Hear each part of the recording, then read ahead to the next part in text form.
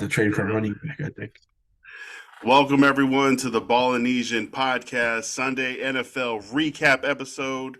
As always, sponsored by Livasa Island Apparel, www.livasaislandapparel.com. Let's get into it. I am Lance Falatongo.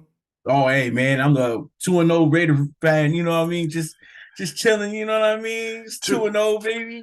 2-0. Hey, the losses they don't. We're gonna throw that part of the season away.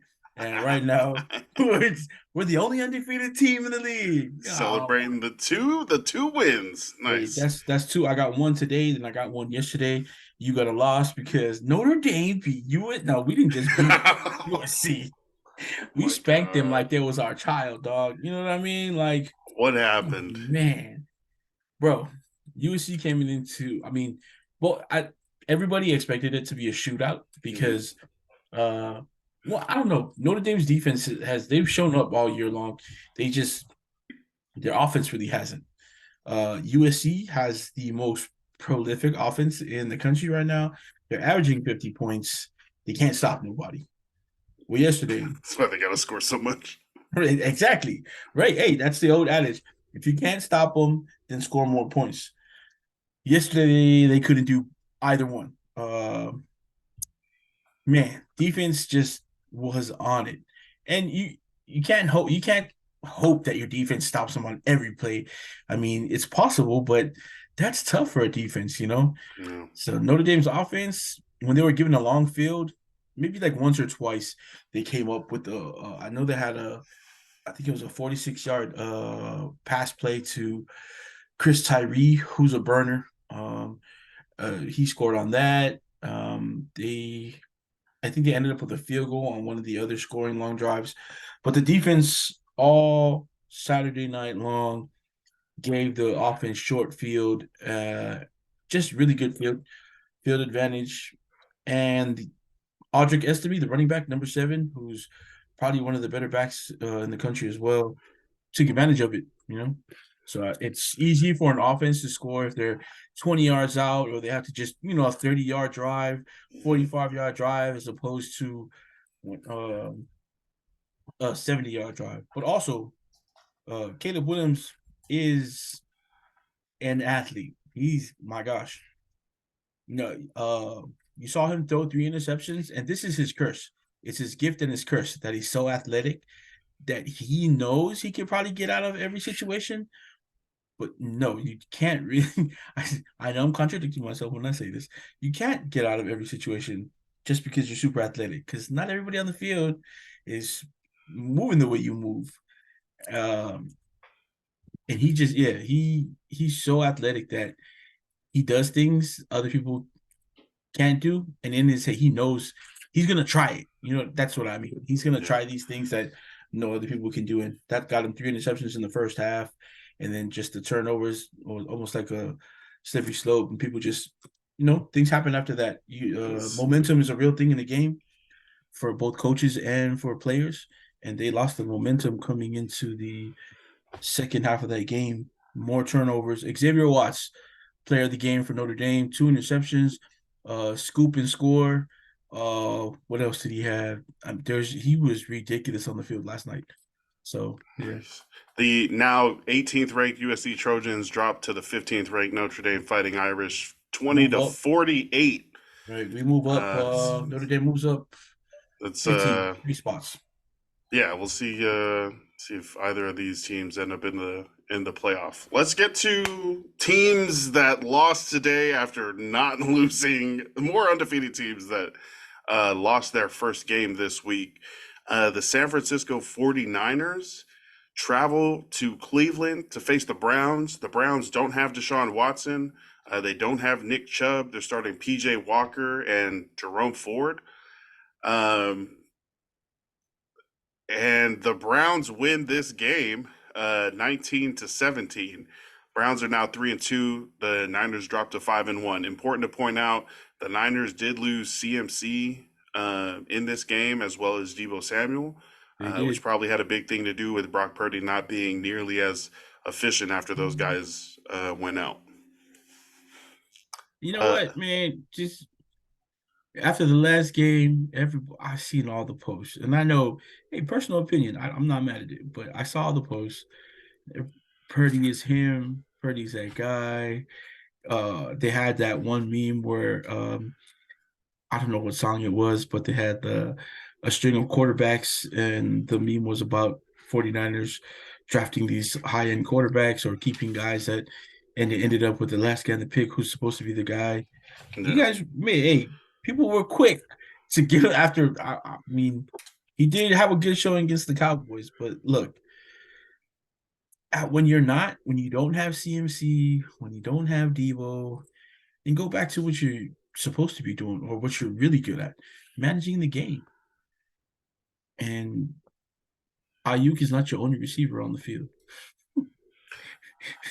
Yo, whoa. I mean, was he? I mean, you had other receivers, but he was definitely the most talented one left over True. after Debo and CMC left.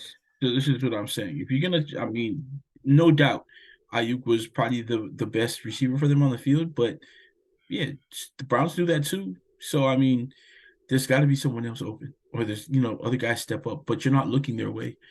Kittles before Purdy started playing quarterback there, Kittles was killing people out there, and now he barely gets looks. The injury to CMC, I mean, they did start having an actual rotation at running back, but this is what happens when you don't have like rest for him during the game and you want to run him ragged in the beginning part of the season. He's going to get hurt. Maybe it's not from the load that he was given, but give him a break because you have two talented, actually three, if Elijah Mitchell's not injured. You still have two great running backs who also ran really good today. If you watch like just highlights of the Niners game, you would have thought that they won because they still had like these dynamic plays. I mean, the first drive alone with CMC, like what it was, maybe like 3 or 4 plays, and they were already scoring just off of screens, plays like that to CMC. I guess that's just a testament to how important he is to this team. But also, What happens if that is like serious, like he's out? Is there anybody you would recommend to get as the next running back? Is it Elijah Mitchell? Is it Jordan Mason? Somebody else? I think all three of those guys that run for them, Ray McLeod, those three guys are pretty McLeod? good. Is that what his name is? I think he's a Or receiver, but I'm sure was he oh, taking running back snaps? yeah, I thought he was taking running back snaps, but yeah, they've got to get they've got good backups that'll hold up while CMC is out if he's out for a long time. And I hear it's an oblique, something that has to do with Oh no. nothing that I have on my body. I have no obliques. I have a tummy, but yeah, no, I think it's an oblique issue. So that's tough for a running back.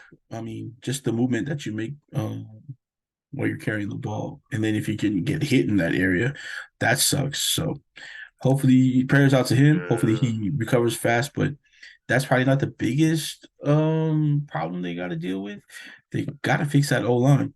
You know, I'm a Trent Raiders fan. Williams left. Oh, did he? I didn't see that either. See, Yeah. that's tough. And they did lose their other right tackle their Oh other. They geez. did lose their tackle last year from last year, Hmm. who signed with where did McGlinchey sign? He signed somewhere else. But so Broncos. now is it the Broncos? I'll check. Nah, who cares? Who cares? He's not a Raider. Just kidding. Not really. But Yeah, he plays for the Broncos now.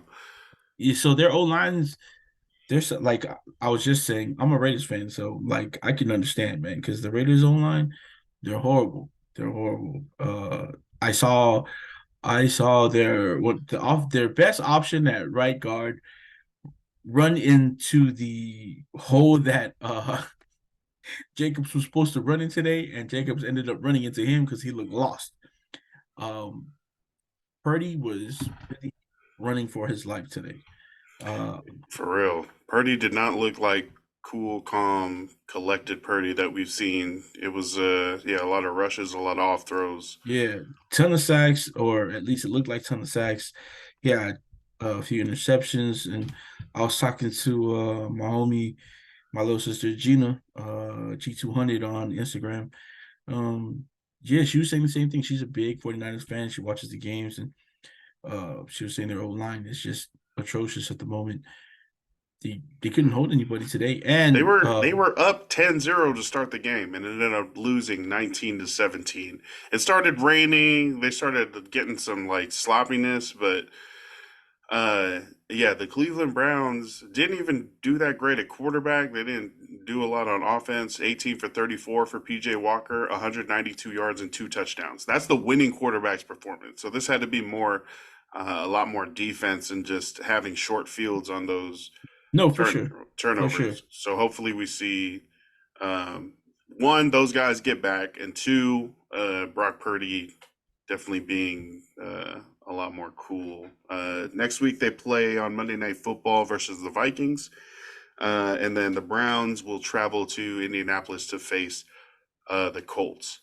The other team that lost, that was undefeated, the Philadelphia Eagles, are now 5-1 after taking a loss to the New York Jets and Zach Wilson at quarterback. I think Aaron Rodgers being on the sideline must have motivated the Jets somehow, because they definitely weren't supposed to be able to hang with the Eagles, much less beat them. But the Eagles do drop to 5-1. The Jets up to 3-3. Beating the Eagles 20-14 in New Jersey. Jalen Hurts had a bunch of interceptions, but the Jets defense definitely stepped up to win this game. It looked like the Eagles were going to be able to walk away with it late, but a big pick in with less than 2 minutes remaining. Less than 2 minutes, yep. And then the Jets were able to make a field goal, and yeah, and the Eagles go down. Crazy. That's I think with super athletic quarterbacks like that, I think it's a theme with them that they're able to overextend plays. They're able to make things happen with their legs, and get out of when they're out of the pocket. They're just so dynamic. Sometimes it hurts them because sometimes you just got to make the simple play, or throw the ball away, things like that. But Jalen Hurts, just like I was just talking about Caleb Williams earlier, is another one of those super athletic, dynamic quarterbacks that's able to make things happen on his own, with his legs, extending a play, and then hoping that his guys get open. But he's a really good passer. I'm not taking anything away from that. And that's one of his like superpowers almost, is that when he extends plays, he's still super accurate running and throwing. But I know despite their record, the Jets have a really good defense. I mean, analysts are saying elite. I don't know if they're elite, but I mean, they got guys like Quinnen Williams, who had a really big game today. I don't know if you check the stats, it looks like he's having a pretty good season. Their corner is probably the best young corner in the league, if not the best corner already, with Sauce Gardner. They got some linebackers who run, who move. So that defense, it's not one of those defenses where you're coming into the game, even though at their record, you'd be like, no, we're going to run over this defense. No, you're going to have a hard time trying to score against them. Yeah. And then with their offense, how many times have you played a game where you're playing against a team that's better than you, and you decide that you want to rise to the occasion? It's a theme too, and like especially these underdog teams or teams that are at the bottom of your league, whatever you're in, they're going to play to their competition. And it hurts also because the team that you're playing against, the better team, sometimes they get psyched out and they start playing to the competition that the team they're playing to as well. I don't think that was the case tonight. I think the Jets just figured some things out. Zach Wilson also didn't.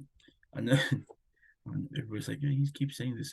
He's super athletic too, but he was using all his checkdowns. Breece Hall caught a lot of those little checkdowns and had tons of yards after catch. Breece Hall was amazing for, like it's usually you see like someone's safety is their tight end, and tonight Breece Hall was that for Zach Wilson, because Zach Wilson in no way was perfect tonight.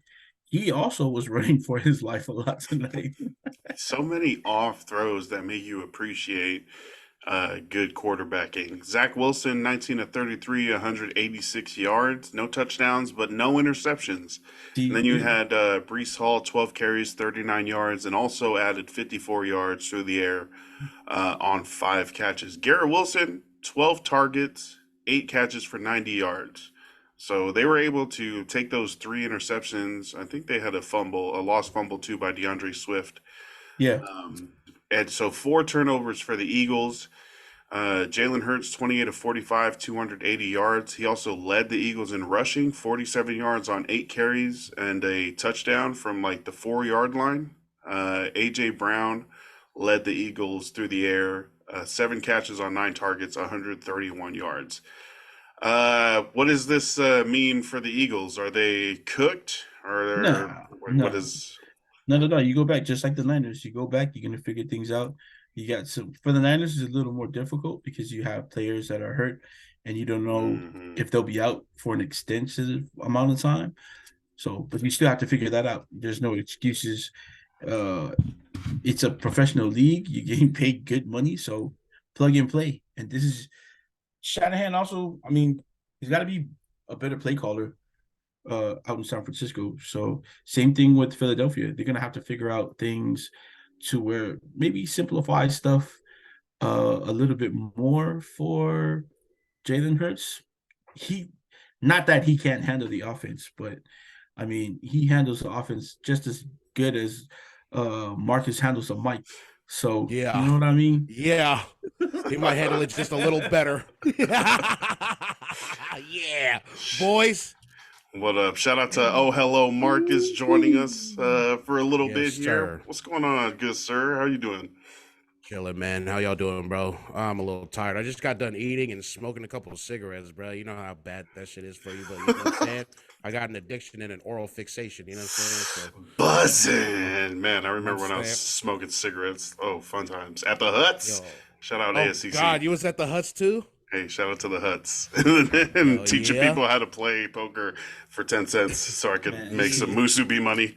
You guys were at the college and everybody was at the Huts. When I was there, we were in the back of the cafeteria. They used to have tables back there. I remember that. Well, not even that. I remember that. So they used to have tables back there? Right behind the cafeteria, there was this open space, and all they had was like that, like I think maybe like 3 tables, and everybody used to play dominoes back there. But right inside the cafeteria, or next to the cafeteria, they used to have the SGA room. And I know everybody's gonna be like, hell no, this fool wasn't in SGA. I was the SGA vice president. So yeah. So you control things that were going on. Bro, they had like the DJ mixer in there and the big speaker for like, you know, when they had stuff in the hall. So like we'd hang out there and just turn it on, like, and there'd be like people in there like the worst rap battles of your life. But you know, hell yeah, you know, hell yeah. I wish I was there for that. I want to be a part of that. You were like the worst friend ever. Doing the fucking table beat. Let's go, man. People had the worst friends ever. Grinding. You had friends like, oh, that shit's hot, and you're sitting across his friend like, you're the worst friend ever. That's not hot. Tell him. That's not Sepha. Hey. It didn't even rhyme. It's got to rhyme. It's got to rhyme. That's make the words point. That don't rhyme, they gonna rhyme. You know what I'm saying? Yeah. Hey, man. Want to welcome in Marcus. Want to talk a little bit, give the people some information on a new project that is near and dear to your heart that we got going on. Hell yeah. So the floor is yours. Tell me about the Pasefika Movie Starter Kit. Jesus Christ. Yeah, man. We got a new pod launching very soon.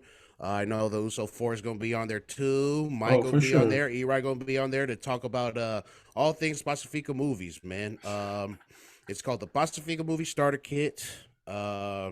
The whole idea is to just watch these classic movies, all these movies that we've heard about growing up that we just never got the chance to see, and now we can be the ones to be like, hey, you know what? We've seen it too, and we can give you the liner notes for free if you want to lie to your friends and say that you saw it. You can just watch us. You know what I'm saying? So, very excited for the future. You know what I'm saying? A lot of things are happening, and I'm here for it, bro. We're all here for it, dog. You know what I'm saying? This is you pitched this idea to me talking about starting this movie review pod and like video show podcast. What is it about movies? Have you always been like a movie person, or you just It's felt like it was time to watch all these movies?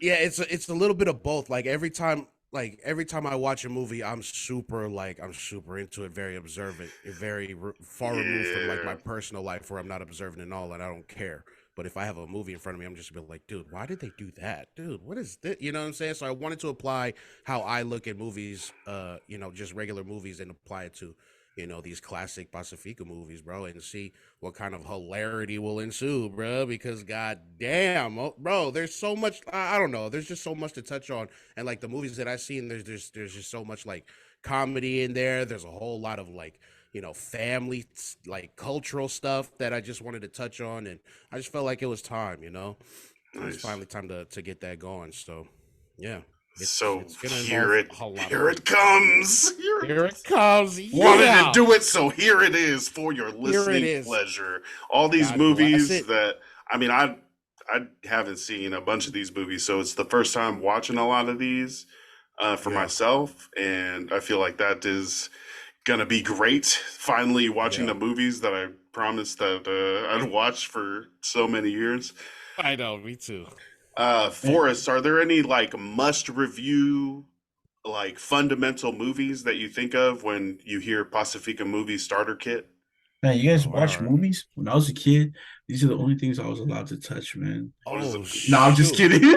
What are those Bibles? What is that? What is Books? it? Are those gateways to You another got books. reality? Yo.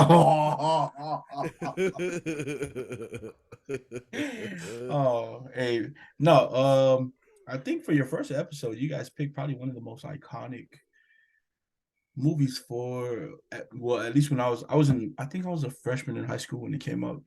Mm. But Once Were Wars it shows you're gonna watch a lot of Pacifica movies that there's humor in it, about helping your family out, your family's always gonna be there for you, things like that. Oh yeah. That movie showed you the dark side of um Mm, what people don't talk about in their families. Like Boy, did it. yeah, and it's a cycle. it's crazy. A lot of the things in the a lot of the things in there is a cycle that a lot of not just like of course the families, but like Pacifica men, like Jake, The the Muss. the trauma he The goes through, fucking moss. right? See, and that alone, his name, the standard that he was held to, just Mm. the I was the stigmatism that came with him being, he's got to be a macho. You hear Jake the Muss, all you hear is, for sure that fool's gonna smack you around. Is Muss short for muscle? You know what? That I I don't think know. It might it be, has to be right. Yeah. but I also when I was growing up, Jake I the thought Muss. maybe it was The it's short musta. for like a Mauryan word, so I don't know. Oh, Mm. yeah, possibly. I Yeah, wanted it. I was thinking muscle. Like I'm Jake the Muscle. I'm Jake the Yeah. Muss. That makes the most sense. That's what I thought too. It's like, bro, he's a hey, hired muscle, just a goon. there was Bro, a he's a few goon. people. Jake the goon.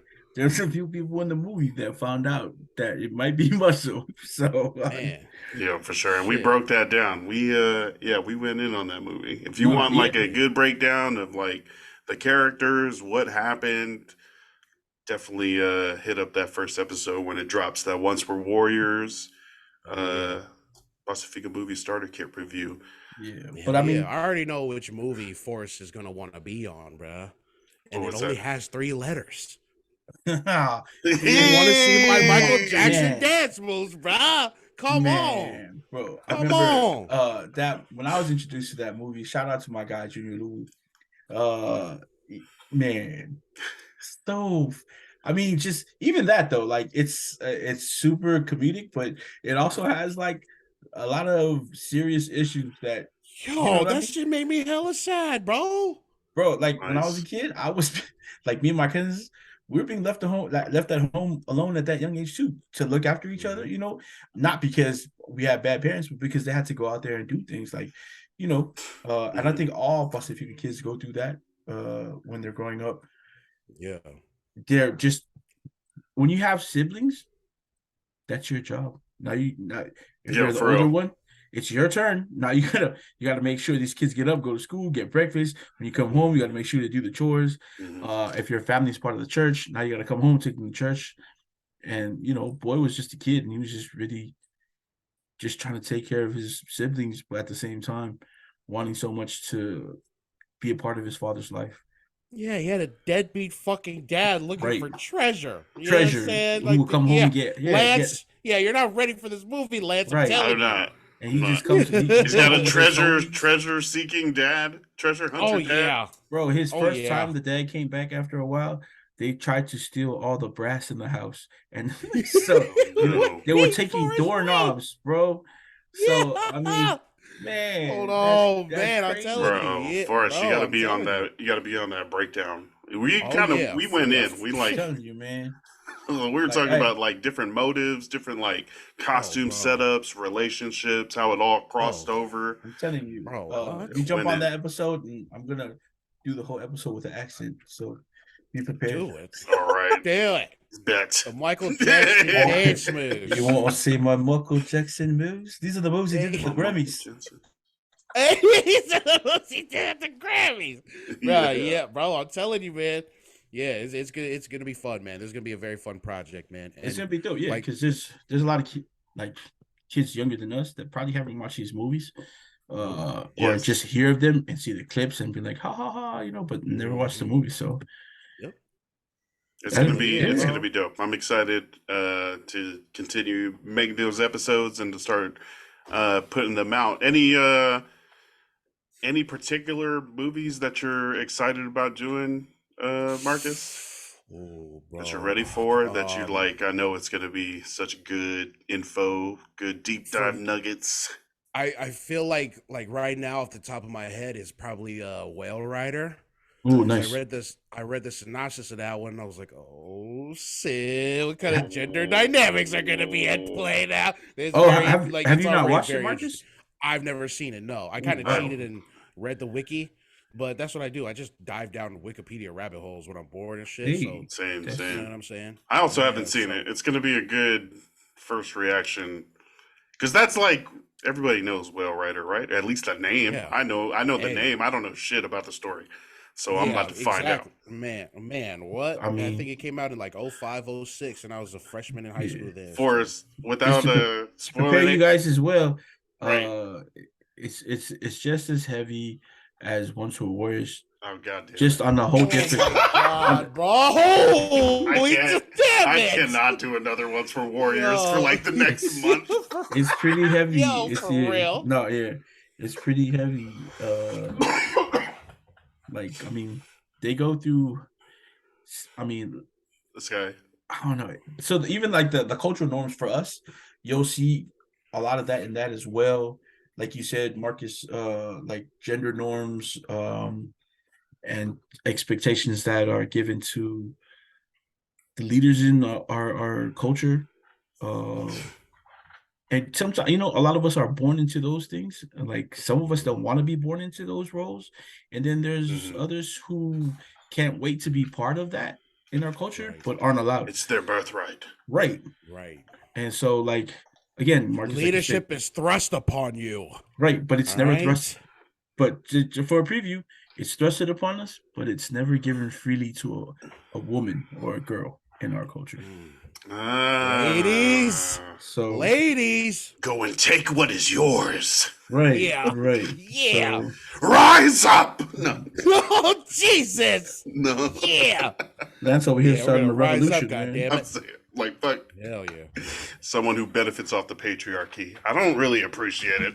Anyways, Marcus, appreciate you for hopping on and breaking down this new project. Very excited to be reviewing these movies and giving all this information out to the people. Yeah. Any last words or shout outs? Yeah, shout out to you two for having me on, man. It's always love when you guys let me on. You know what I'm saying? Thank you. Oh, yeah. Absolutely. You know what I'm saying? The Ballinesian boys, y'all know what it is. Shout out to y'all for listening to us. Shout out to the Poly Ticket Podcast. Shout out to Seth Am. Yeah. Whoever that guy is. Shout out to Fiso. Shout out to E-Rod, you know what I'm saying? Man, shout out to y'all, okay? Keep Hell doing yeah. your goddamn thing, okay? Yes, right? sir. All So right. when I bike my 7 miles when I go to the gym, that's what I started. I started off with the politicking podcast, and I know some Yes. people, and so every Monday I know some people are just like probably looking at me on the bike and just like, why is he laughing so hard? Extra calories. Hell Hey, yeah, you know what I'm saying? mind your Yeah, business man. and ride your own bike. For real. Mind your busy nisi, you know what I'm saying? Yo, and now we're gonna break down the Raider game. Oh Jesus, go do that. Hey, yeah, go do What? that, boys. Did you hear that? Boys. Greatness just walked Boys. into the room. Appreciate you, Yeah, Marcus. Forrest, you better tell them. All right, boys, man. Catch y'all later, man. You know what it is. You better tell them, Forrest. Raiders, baby. Yeah. All right, boys. Yo, All right, Mike. appreciate you, Marcus. Yo, shout out once again. Oh, hello, Marcus. Follow him on the Poly Ticket podcast. Also, Cepha M, and they've been doing big things. We're also more entertainment, more podcasts, more shows coming at you. So make sure to follow for the latest updates. Definitely. Before we get into the Raiders too, I even have something to pitch to you later too. Yeah. So I have two friends very close to me, my brothers. Name of the podcast would probably be called Halftime. I don't know if you already picked up on what it's probably going to be about, but the three of us are all half someone, half something else. So Yeah. we'll talk about it. Oh, yes. But you know what we're going to it. talk about right now? We're going to talk about the greatest show ever to grace Vegas. Allegiant Stadium, the Raiders hosted the New England Patriots. Head coach Josh McDaniels takes down Bill Belichick as the Raiders, behind Daniel Carson's 4 field goals and Brian Hoyer's second half leadership, get the win versus New England 21-17. The Raiders up to 3-3, now second in the AFC West. See, that's what trending upwards.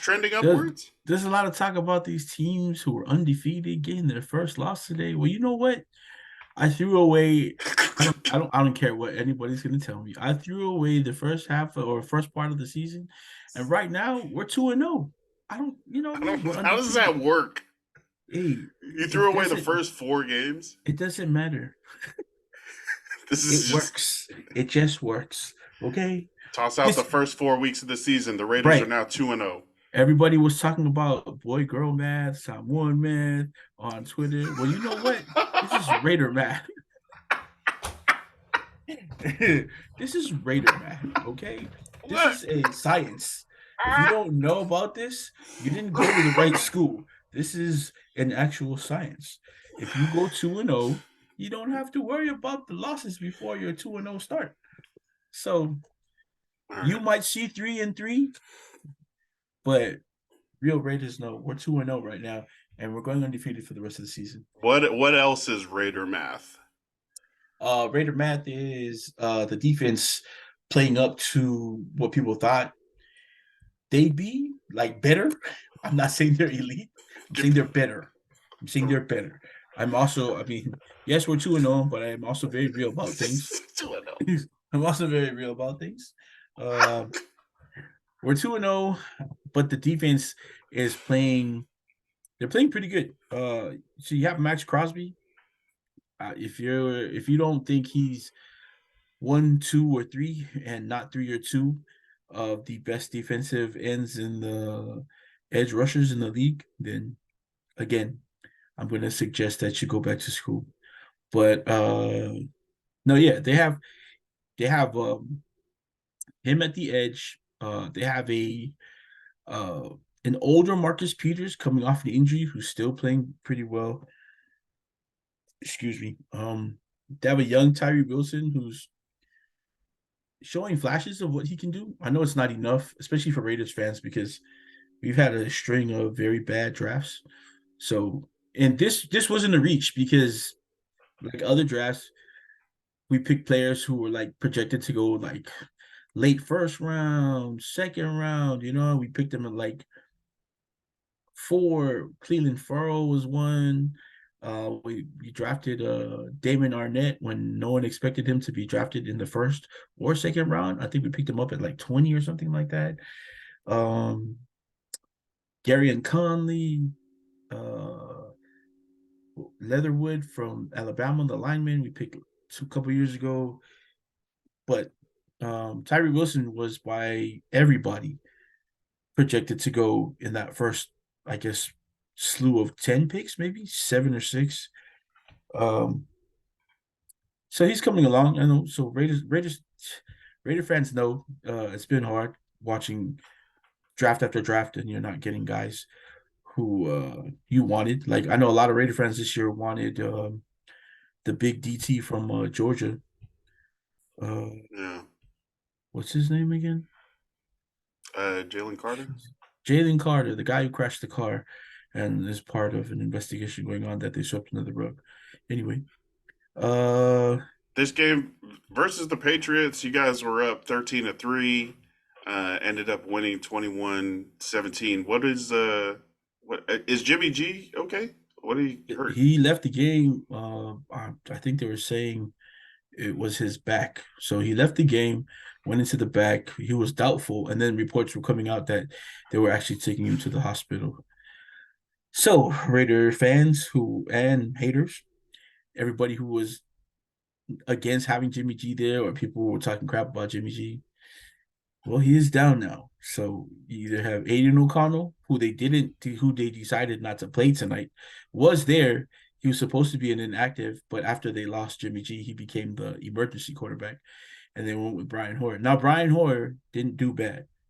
He made some throws that got some first downs.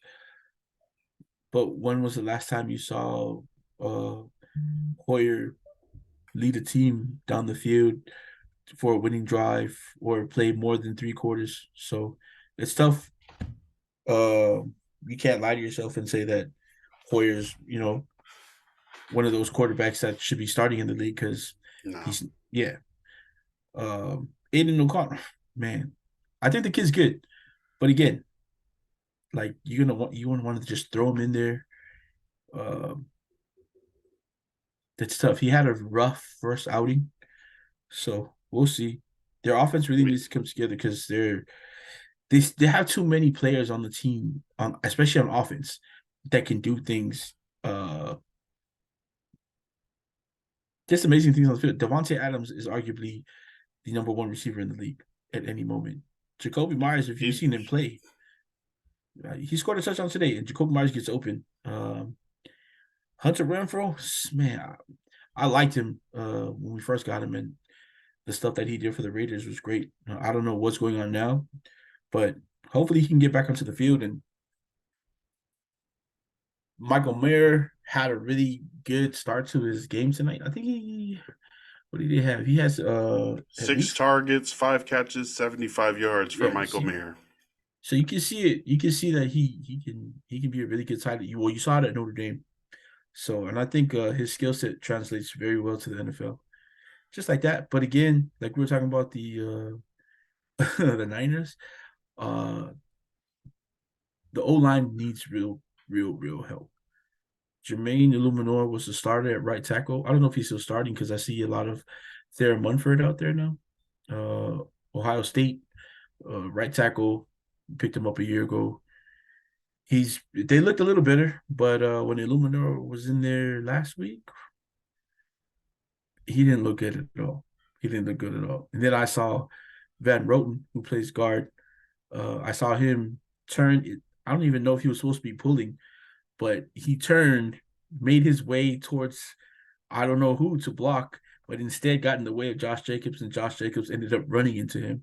That's not a good thing when your running back is about to burst through the hole and he ends up running into your right guard, left guard, because the guy looks lost out there. So Mac Jones is the one that looks lost. Mac Jones, 24 of 33, 200 yards and a pick, no touchdowns. Ramondre Stevenson left with an injury, but he came back with 10 carries, 46 yards and a touchdown, as well as 5 catches for 24 yards. That helps a lot in PPR. Ezekiel Elliott vultured a touchdown. But also shout out to the Psalm ones, Kendrick Bourne, 11 targets, 10 catches for almost 90 yards. That's huge in PPR. As well as Jelani Tavai, who had 7 total tackles and an interception off of a big hit to Devontae Adams and tipped ball. The interception Jelani had, you know what that makes him? The only active player on that roster tonight for the defense with an interception. Oh, no one else has ever had an interception on the Patriots? Christian Gonzalez has one, but he's hurt, so he doesn't count. Right. JC Jackson got one, but that's when he was all his interceptions from last year. God. So JC right now, Jackson played and got 4 tackles. Yeah. So Jelani Tavai got the first interception. Well, Christian Gonzalez did, but no one else on the team besides Christian Gonzalez, who's not going to play the rest of the year, and Jelani Tavai have an interception. Shout out to Jelani Tavai making moves. It was a big play too. He was going opposite way. He was going up downfield, and that's different a defender. And he was able to track the ball down, tip it to himself, and then catch it, secure it for the turnover. So shout out to him, and shout out to Kendrick Bourne for getting a big game in with his roommate about to get freaking benched. There was a few moments where I really thought like he was gonna break these like after the catch runs and like just he's explosive. Yep. Like, man, so grind time fit, savage, not average. Straight out of Portland. So the Raiders again get the win, move up to 3-3. Any last words? Oh, I have a note. Mac Jones garbage. That's what I wrote. So bad. I'm saying he only had 9 incompletions, but I was just about to say, if you don't think Hoyer should be starting in the NFL, Mac Jones definitely shouldn't be starting in the NFL. Yeah. I got these teams so mixed up because I always see Josh McDaniels as the Patriots, and then Brian Hoyer was playing for the Pats. No, he's playing for the Raiders. I don't know. When the commentators were talking about like how this is kind of like a revenge game for Brian Hoyer, just because of the way the Patriots have always kind of just dealt him away, like got him back, Raiders. Right, and then like they trade him away, then they get him back, and then they do him dirty and trade him away again. So the commentators were saying how this is a big win for him and Garoppolo because they kind of came into the league in the same time. As well as Jacoby Myers. I will say this: when the Raiders finally took that last kneel down or that last stop on defense, Brian Hoyer was on the sideline celebrating like he had won the Super Bowl. Like, oh, nice! So, he's like, "We did it!" Right. So good for him. Moving forward, the Raiders needed to figure out their O-line situation. It doesn't matter who's behind the center. They're gonna have to figure out who's protecting him, and the road. If you're gonna do it by committee, then you're gonna have to find the right rotation with whoever you have at guard right now. Colton Miller is arguably one of the top 10 tackles in the league, so you're cool with him. Dylan Parham is doing pretty good at guard, and then James is serviceable at center. So your right tackle and your right guard is really we're gonna have to figure out right now because, also, Jacobs had a hard time running the ball today. It just looked like he was running into his own lineman the whole time they were trying to run it up the middle. Josh Jacobs, 25 carries. That's really good for 77 yards, 3.1 average. That's not great. No. Let's see. Was he involved? 2 catches for 16 yards as well. All right. But the Patriots get the win, and Raiders get the win, man. Don't do that. Wait, what'd I say? You said the Patriots. Oh, no. The Raiders get the win, and Raider fans get to hang out this week. The last time we were watching game and Lance texted to us or messaged to us that it was the Raiders are making a move. The team lost. And you were playing the Chargers. Yep. He cursed us that day. Today, he was saying kind of the same things. He was supporting. But like I was like, anytime you support our team, we broke the curse today. Thank you, Lance. The curse is broken. Hey, I support. And now we're 2-0. I don't care what you say. 2-0. Raider math. Raider math is not having a Super Bowl win in the last 40 years and still thinking you're one of the most elite teams and franchises in the league. We are fool. Raider math. Hey, Hey, if you have any other Raider maths or any other team maths, send those in or I'm gonna comment send. those. If you need to learn Raider math, please go see Matthew Langafuino. He's the best Raider math. Yo, shout out You Matt. go see Matt. You go see Matt. He'll teach you. There's Raider fans are some of the most intense, loyal fans. Matt takes it to another level. Yeah, shout out Matt. Let's see, another team near and dear to us, the Seahawks traveled to Cincinnati this week. They dropped this game versus the Bengals. Let's see, what do we have here? Seattle 13, Cincinnati 17. This was a really low scoring, kind of messy game. I think a lot of those games up there in the Northeast were kind of muggy and wet. The weather, yeah. Yeah. Do you think Seattle would be okay with that? Being that they come from, the Seattle drizzle. No, but it's Seattle. Sorry, Mike. 3-2. Seattle falls to second. They're second in the NFC West. The Bengals up to 3-3. They're still last in the AFC North. So let's what about this game? Joe Burrow was back. How did Jamar Chase do? You got Jamar Chase in fantasy, right? He did all right, but not after having him last week. After having a 50-pointer. He's gonna win every week for me. I'm gonna win because of Jamar Chase. No, he was average today. What did he got do? a lot of targets. 13 targets. Jamar Chase caught 6 of those for 80 yards. So in PPR, he finished with 14 points. In the league I'm in, he only finished with 1150. So, is that half PPR? Yeah. Ooh, so, yeah. Okay, so 3. Yeah. Maybe there was a fumble or something too. But I still got Keenan Allen on that same team. So you know what I mean. Nice. He better have 40 or 50 or more. Geno Smith was a little off in this game, 27 of 41, 323 passing yards. So definitely was moving the ball, but 2 interceptions, took 4 sacks. He had a 69.5 rating. Tyler Lockett, a bunch of really good sideline moonball snags, 8 targets, 6 catches for 94. DK Metcalf was a little upset. He got the ball thrown to him a team high 10 times, but only came down with 4 catches for 69 yards. Kenneth Walker, shout out my guy, 19 carries, 62 yards and a touchdown. He also had 27 yards on 3 catches. But alas, Cincinnati puts the points up early. Let me see.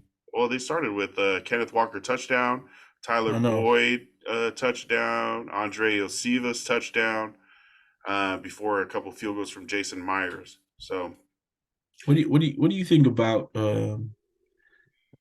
Geno Smith? Real or fake? Is he just posing as an NFL starter, or?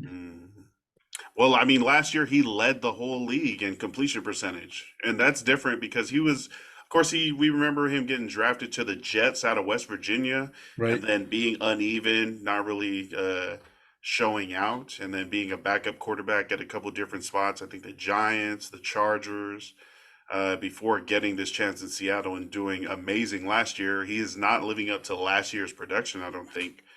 I don't think he's a fraud, though. I think he's just like a regular quarterback.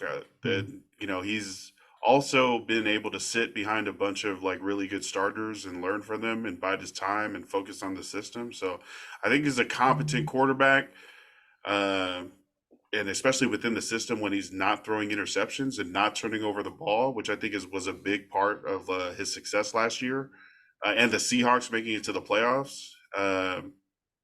Right now he's throwing the ball a lot more, and you're kind of seeing those mistakes that other quarterbacks make. So definitely need to stop those. Completion percentage is one of those stats it can be pretty deceiving because if you're just throwing, you can be efficient and not really be throwing anything. You know what I mean? Short dump offs, just like pepper. You're going 10 for 11, but only on 5 yards. I'm not saying that's what Geno's doing. I'm just saying, I don't hold too much stock in it, but to be accurate is a really good skill set. But if you're just being accurate because, as they call Jimmy now, dump down or Jimmy What do they call him now? Jimmy Dumpoff? Yeah, something like that. That's what they're calling him too. Wow. So, but Jimmy yeah, can't so throw the polo? right or something. But I think Geno Smith also coming into the league, I think he fell victim to the stigmatism that black quarterbacks have when they come into the league. Is Oh, that that they're athletes, not smart that they're enough to play. runners? Yeah, That he's just a runner, but he's not a runner. He's a pocket quarterback. He's a standing in the back there and like a field general, not a yeah. I'm over here using terms from Madden now, damn it. But Field yeah, general. I think he could be just as good as Alex Smith was for San Francisco when they went to the Super Bowl and he was leading them, because I think he can manage a game and he can make the throws, but he doesn't have to. He's not great at them, but I think when he needs to make those deep throws, he can. It also helps to have DK Metcalf and Lockett on your team. So yeah, I think he's a. I just heard a lot of people saying that he might be a fraud, but I think he's a serviceable quarterback in the league. I agree with that. We'll Yeah, see. Next week, the Seahawks host the Cardinals, so that'll be Geno Smith versus Josh Dobbs, and then the Cincinnati Bengals are on bye next week.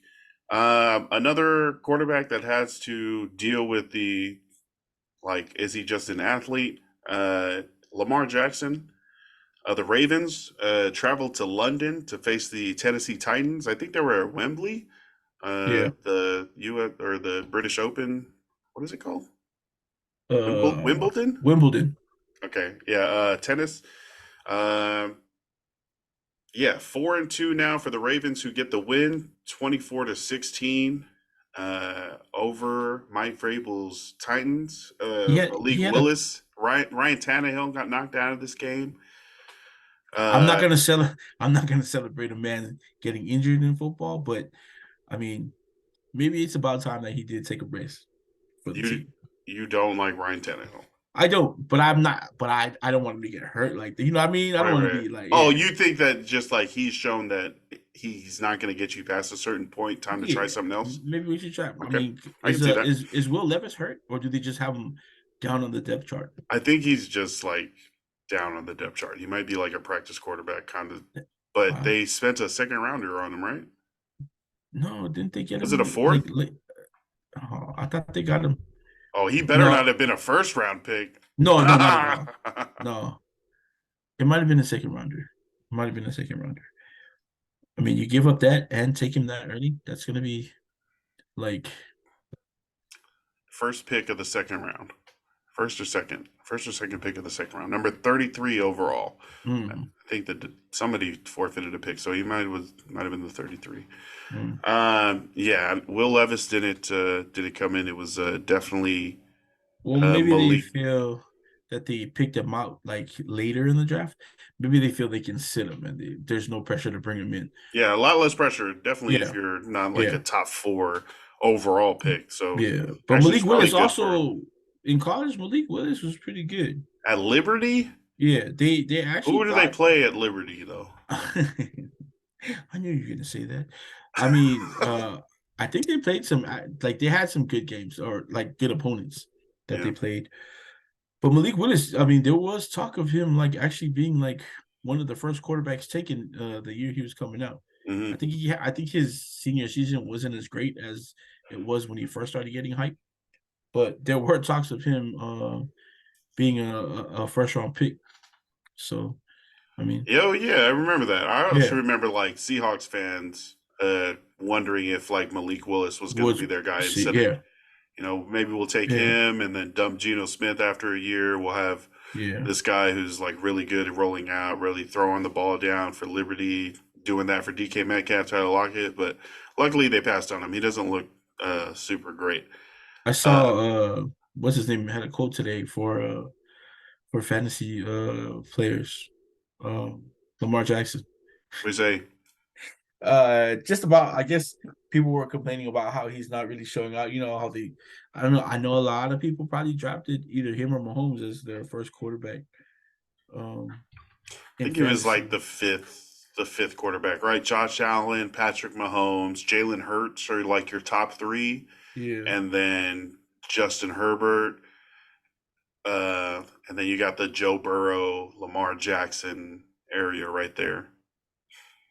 But yeah, he was taken. I mean, Lamar Jackson has been taken, and the reason he's taken such a high quarterback, and he can sling it, like he's got like a really fast release, and it just like he zings balls in there. But his rushing it gives him such a high floor. He had 13 carries today. Now a bunch of these are scrambles, but 13 carries for 62 yards. So he starts at like 5, 6, 7 points, and then he adds on top all the passing that he does. So 223 yards, 21 to 30 for a touchdown and an interception. So you got nine points, 11 points there, plus the 6 on the ground. He didn't get any rushing touchdowns, which he usually does, but I'm sure there's going to be missed points. But Lamar Jackson's still an explosive fantasy quarterback, and he gets the job done here in London as the Baltimore Ravens move up to 4-2. Tennessee Titans down to 2-4 this week. So the Thursday night football game this week, let's see, 59 was the Denver Broncos traveling to the Super Bowl champion Kansas City Chiefs. We have to tell you Taylor Swift was in attendance. You don't have to. The Chiefs win 19-8. This game was donezo. It was 16-0 until like 6 minutes left when the Broncos finally got onto the board.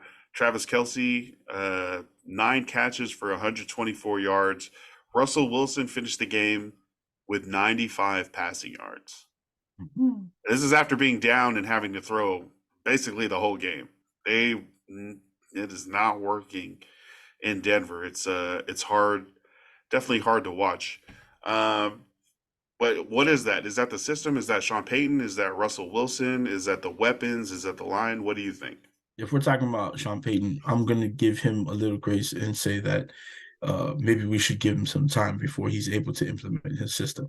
Because there's still, I mean, he's still got to get guys in there that he thinks can run the system. Mm-hmm. I'm pretty sure he was confident that Russell Wilson could do that, but it takes more than just Russell Wilson. You saw Jerry Jeudy having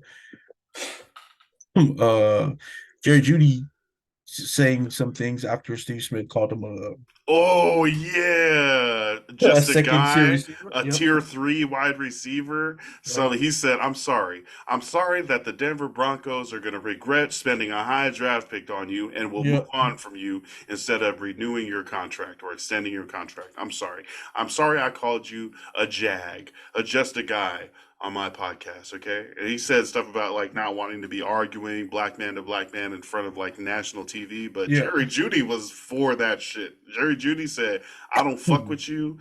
Jerry Jeudy was talking his shit, ready for a huge game.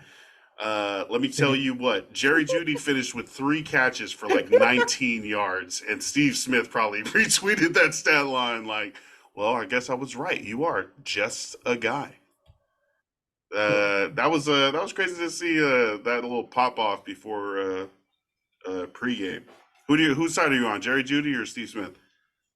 I like Jerry Jeudy, man. I love him at Alabama, but can you as a Russell Wilson owner, what is one word you would use to describe his season so far? Disappointed. All right, thank you, Sammy Jobs. Sammy's being nice.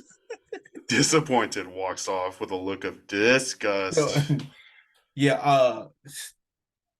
I have to go with Steve Smith, man. You look at what he did for sure, on the field. For sure. And versus Jerry Jeudy, who has like 19 fantasy points this year. Right. I don't think he's gonna be that bad in his career. I think maybe if he goes somewhere where the things are better around him. He might save his career. Oh, Jerry Jeudy needs a better quarterback? I don't know, man. It's like, how do I explain how bad he is? Maybe a better system.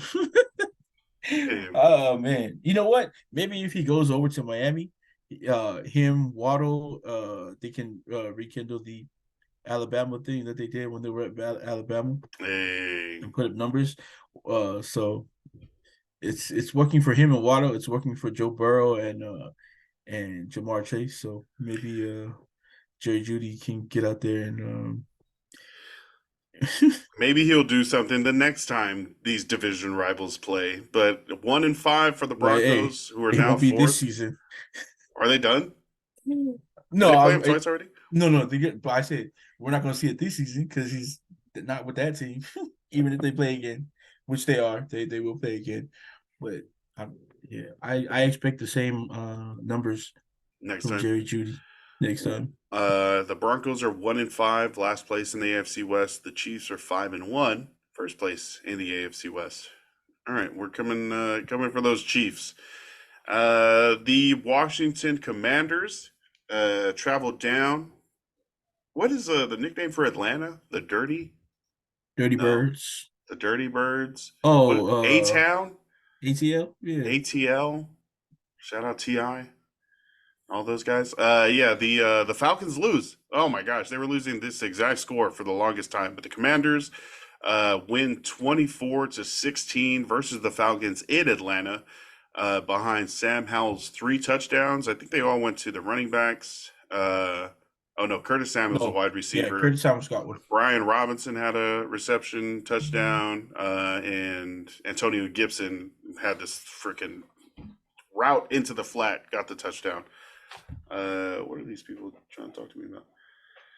I'm gonna write this alert. But yeah, what did the Commanders end up winning this one? Oh, Desmond Ridder for the Falcons, the quarterback, had 3 interceptions. Bijan Robinson also for the Falcons didn't do as much, 80 total yards. Also had 5 catches. But Tyler Algier has been taking a lot of the running work. Yeah, the snaps, the production. But yeah, the Commanders able to hold on the road versus the Falcons. Any notes from this game? Yeah, Sam Howell he's the better quarterback, than compared to Ritter. So, and he was pretty good at the end. How many games did he play last year? I think he started like towards the end of the season with like 2 games, but he's considering his play. He's not an elite quarterback, but he's getting things done for Washington. He looks smart out there. So I think the win today is because Washington had a better quarterback out there than Atlanta did. Atlanta, they didn't spend a high draft pick on Ritter. What did they get him in? Like one of the later rounds, but I think it was like 2nd or 3rd or 4th. Yeah. So I mean, they can still go with another quarterback if they need to in the draft this year or free agency. I think that's going to make the offense. Everybody knows it's not like something new that I'm about to say, but both your running game and your passing game should be complementing each other. So that way, it opens up. One opens up for the other, and vice versa. And Atlanta doesn't have that. If you're gonna, you have great running backs, and they were the number 1 rushing team in the league last year. But not everybody knows that. That's probably what they're just gonna do. They're just gonna key on, and everybody calling Kyle Pitts a fraud, you know, and him being. Yo, he scored a touchdown today. He had like good for him. 8 catches. Maybe, well, I guess he responds well to criticism. But they also have Drake London out there. But if they don't have anybody to get the ball to them, then it's pretty difficult. Yeah, the Drake London had a really good game, actually. He did. I have him on one of my fantasy teams, sitting on my bench. Of course I do. Thank God, though, I'm winning that league. So 9 catches for 125 yards for Drake London. Shout out to USC. Kyle Pitts, 6 targets. He had 4 catches for 43 yards in that touchdown. But also, Jonnu Smith, the backup tight end, had 4 catches for 36 yards and a touchdown. So if they could just put the tight ends into one tight end, but preferably Kyle Pitts, then people could actually use them. But Jonnu Smith is out here taking hell of time. The Commanders, again, move up to 3-3. They're now 3rd in the NFC East. The Falcons drop to 3-3, still 2nd in the NFC South, behind the freaking Bucaneers. That's crazy. Let's go to an NFC North battle where the Vikings headed to Chicago to face the Bears. No Justin Fields for the Chicago Bears, and the Vikings also have no Justin Jefferson. Kirk Cousins is able to lead Minnesota to the win here, 19-13. This game was all field goals until a couple seconds before halftime when Jordan Addison got a touchdown from Kirk Cousins. And then I think they got the PAT blocked. It went to like 12-6. But yeah, the Vikings were able to score another touchdown to win this game. Jordan Addison had that touchdown. Any notes from this game? Anything that surprised you or stood out? Just I watched like the first, I think, series for Chicago on offense. Justin Fields took like really big hits on that first series. Like that first play of the game, who was it? Just kind of came in unblocked and smacked Justin Fields for a sack. And then he had two pretty big runs after that, but a lot of the times he was getting tagged up. So it's no surprise that he had an injury today. Hopefully it's not too serious because as we just said, Minnesota stars out Justin Jefferson, but I think they're better off without Justin Jefferson than Chicago is without Justin Fields, because they still have Addison on the team. They still have Madison who's running the ball, and Kirk Cousins. Oh, they have Hawkinson at tight end. So yeah, it's gonna be a lot tougher for Chicago to win games without Justin Fields than it is, with him. Who was the backup quarterback for the Bears that you said, and where did he go to college? Tyler Bainett. He went to what college did he go to? He wasn't bad at the combine, but literally, when I was messaging you, it's like you read his name and you're like, who?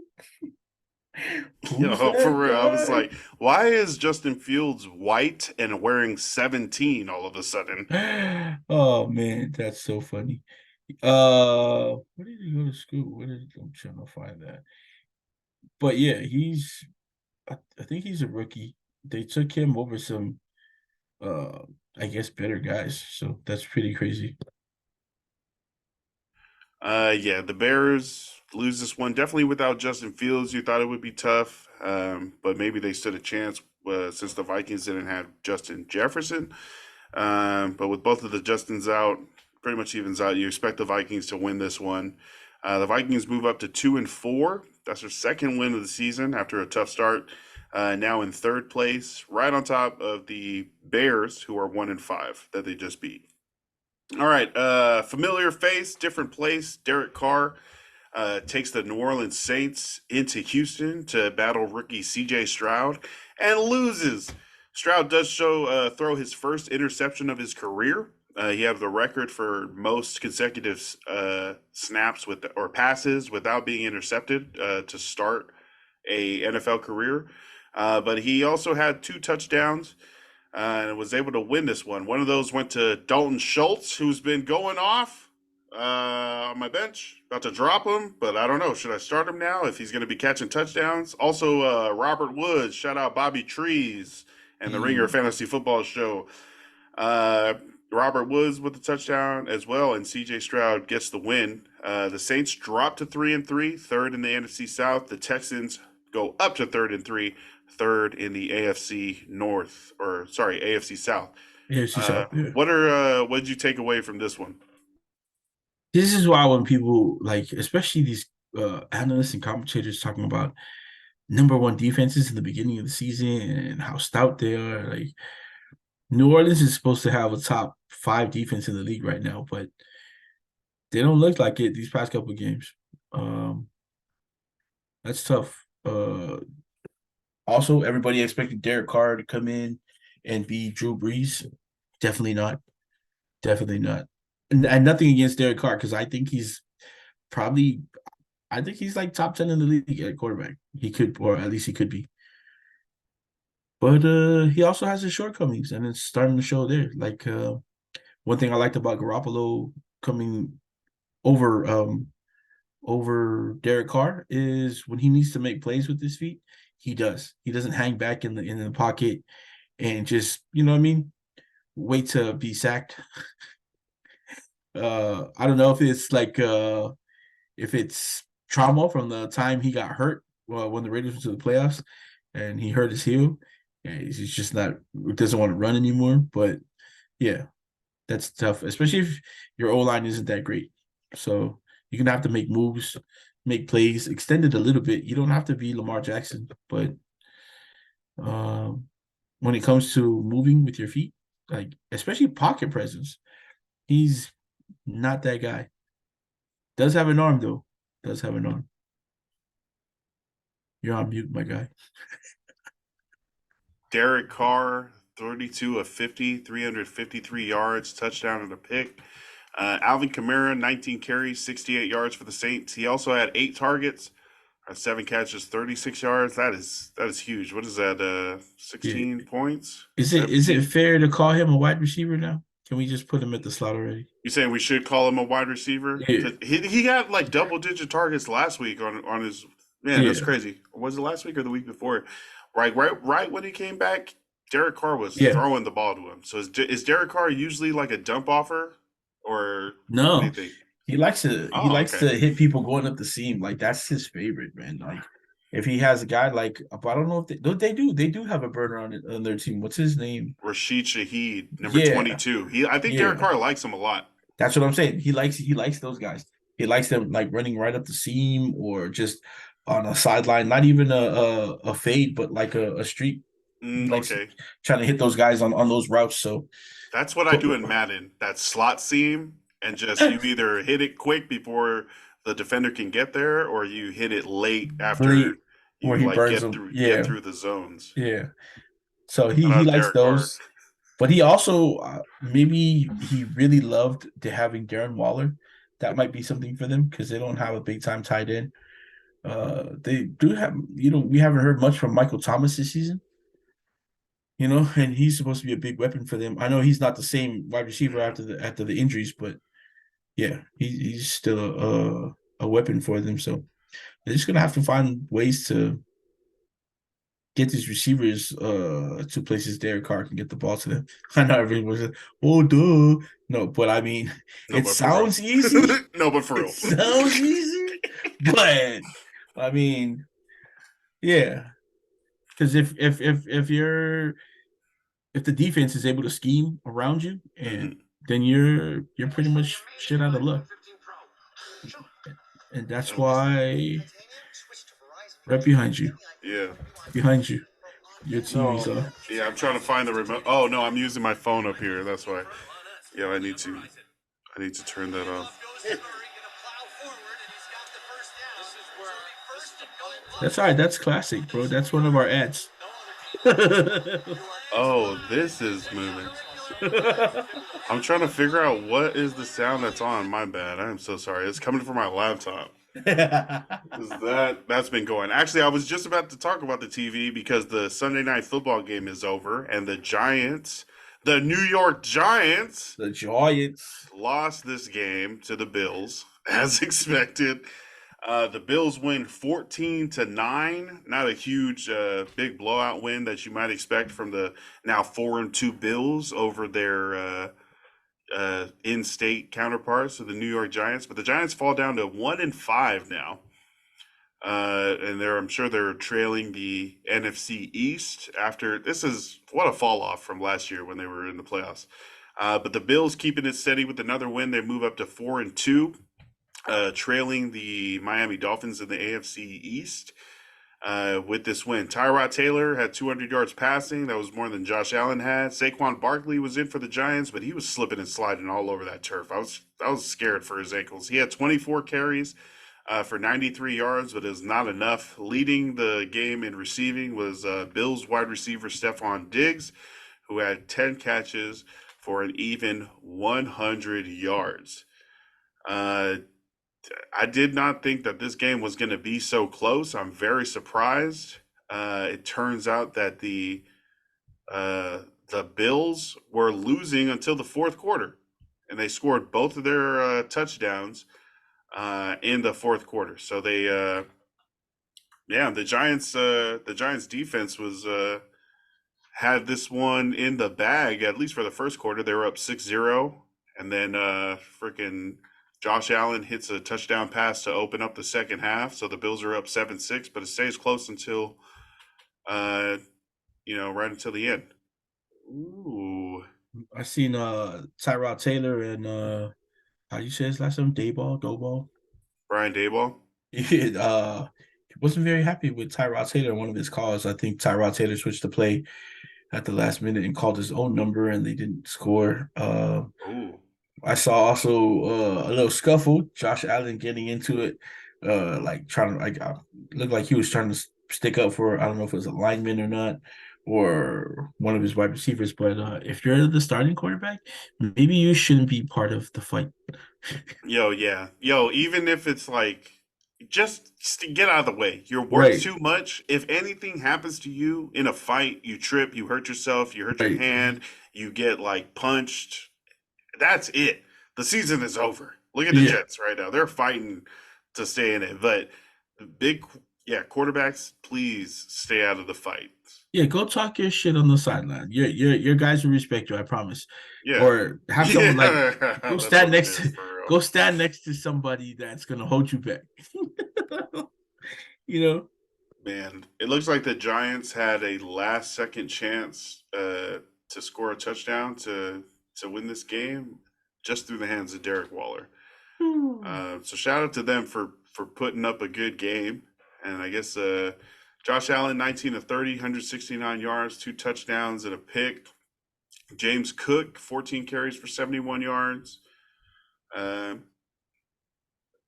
and the Bills win like we thought they would. Let's go to another game.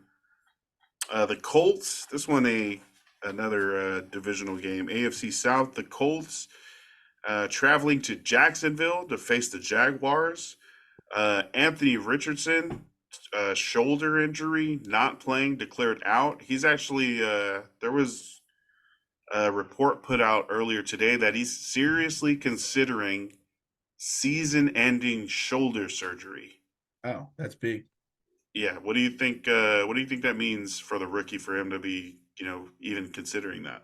One, it means he's got guys around him that actually are looking after his health and after his money, because he'd rather have him healthy out there playing than playing hurt through his rookie season.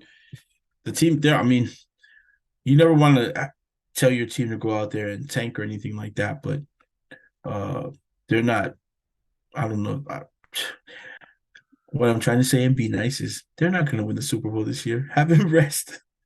Have him rest and get better. Sit down. If that's the case, yes. If it's that serious, then of course, go get the surgery and then come back in time for next season, where you guys are hopefully be better, because that's what you're supposed to do in the offseason is get better. And you can come back better as well, instead of coming in and I know you're a tough kid, but there's no need to be so tough that you just make your injury worse and your team worse at the same time. So yeah, I think it's just a combination of his team looking out for him as well as the organization, especially with all the money that they're pouring into him. They've got see, my man hasn't played so long. I can't remember the running back's name. Jonathan Taylor. They got Jonathan Taylor back, so they can lean a little bit on him. Minshew's proven to be a good backup, and when he's supposed to start, Yeah, I think Minshew is the one that kind of did them in today. He had 3 total interceptions over the day. Zach Moss, well, I guess they're rushing. The Colts only rushed for 44 yards, right? They were behind pretty early. I think it's 21-6 at halftime. So even the whole second half, they were just trying to catch up. This game, a lot more uneven than even the 37-20 final score suggests, because I think the Colts scored 2 touchdowns in the fourth quarter, like right towards the end. So this one was out of hand for most of the time. Trevor Lawrence, 20 of 30, 181 yards only.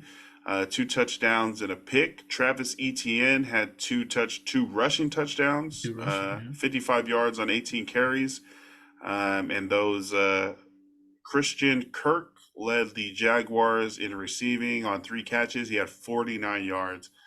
But not a huge day for the offense. So it looks like the defense was able to not only shut down the Colts, but turn them over and provide a bunch of short fields.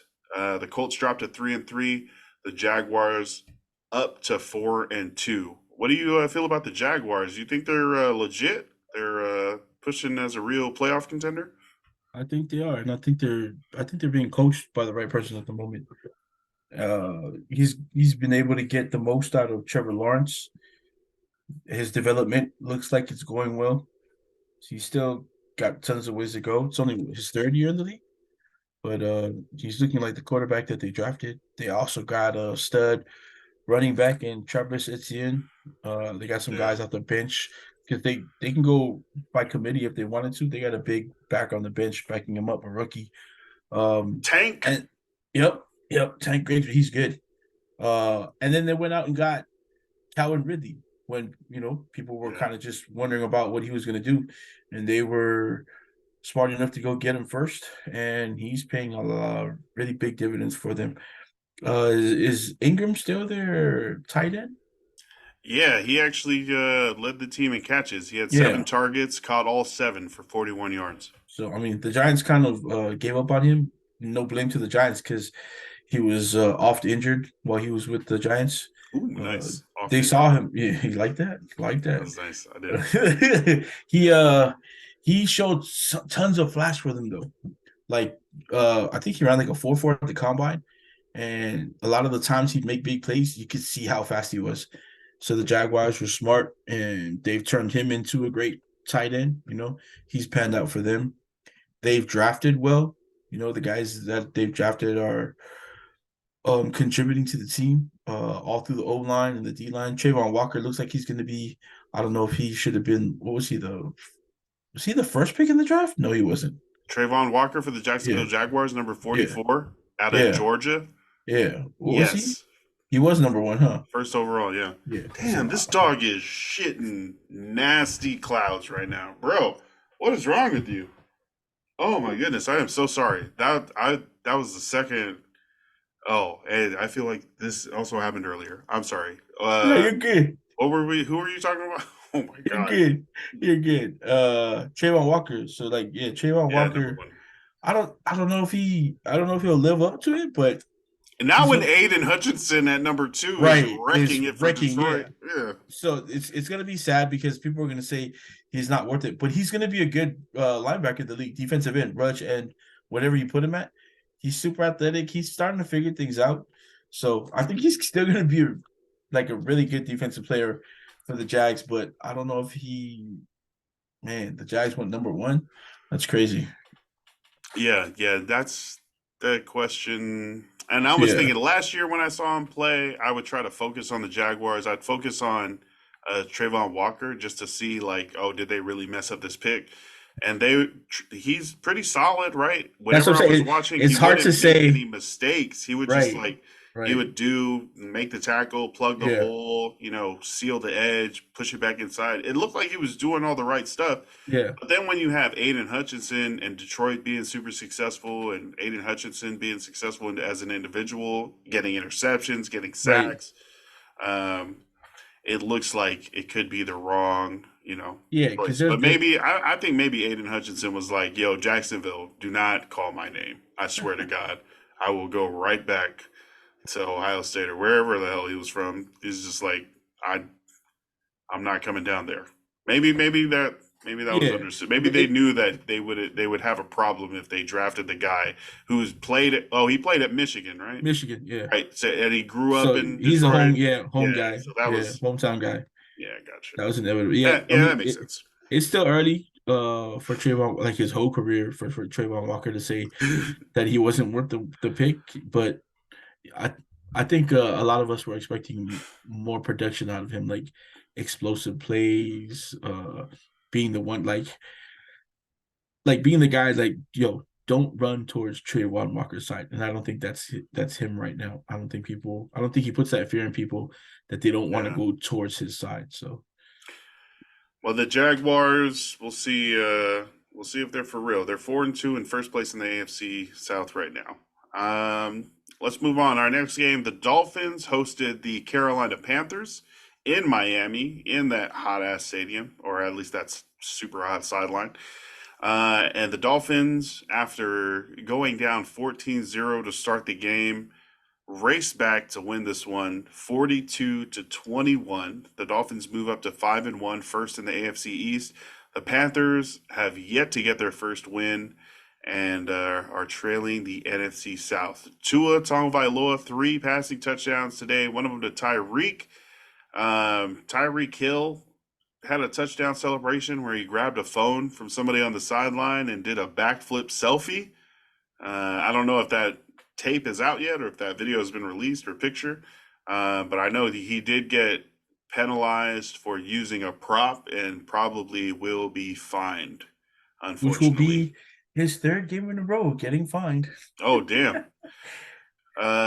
Raheem Mostert, 2 touchdowns. Devon Achane not playing this game. Raheem Mostert, 3 total touchdowns. He had one in the air also. He also had that isn't it nice to lose a running back like Devon Achane and then be like, well, we got Mostert, and then he comes in and has a day like that. 132 total yards, 3 total touchdowns. Big stuff for the Dolphins.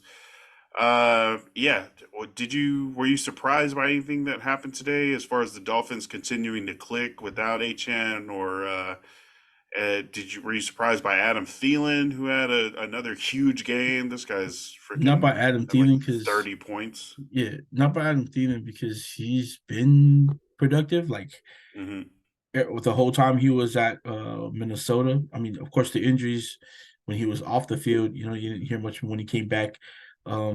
Justin Jefferson established himself already, so that's tough when you come back in Minnesota. But he left.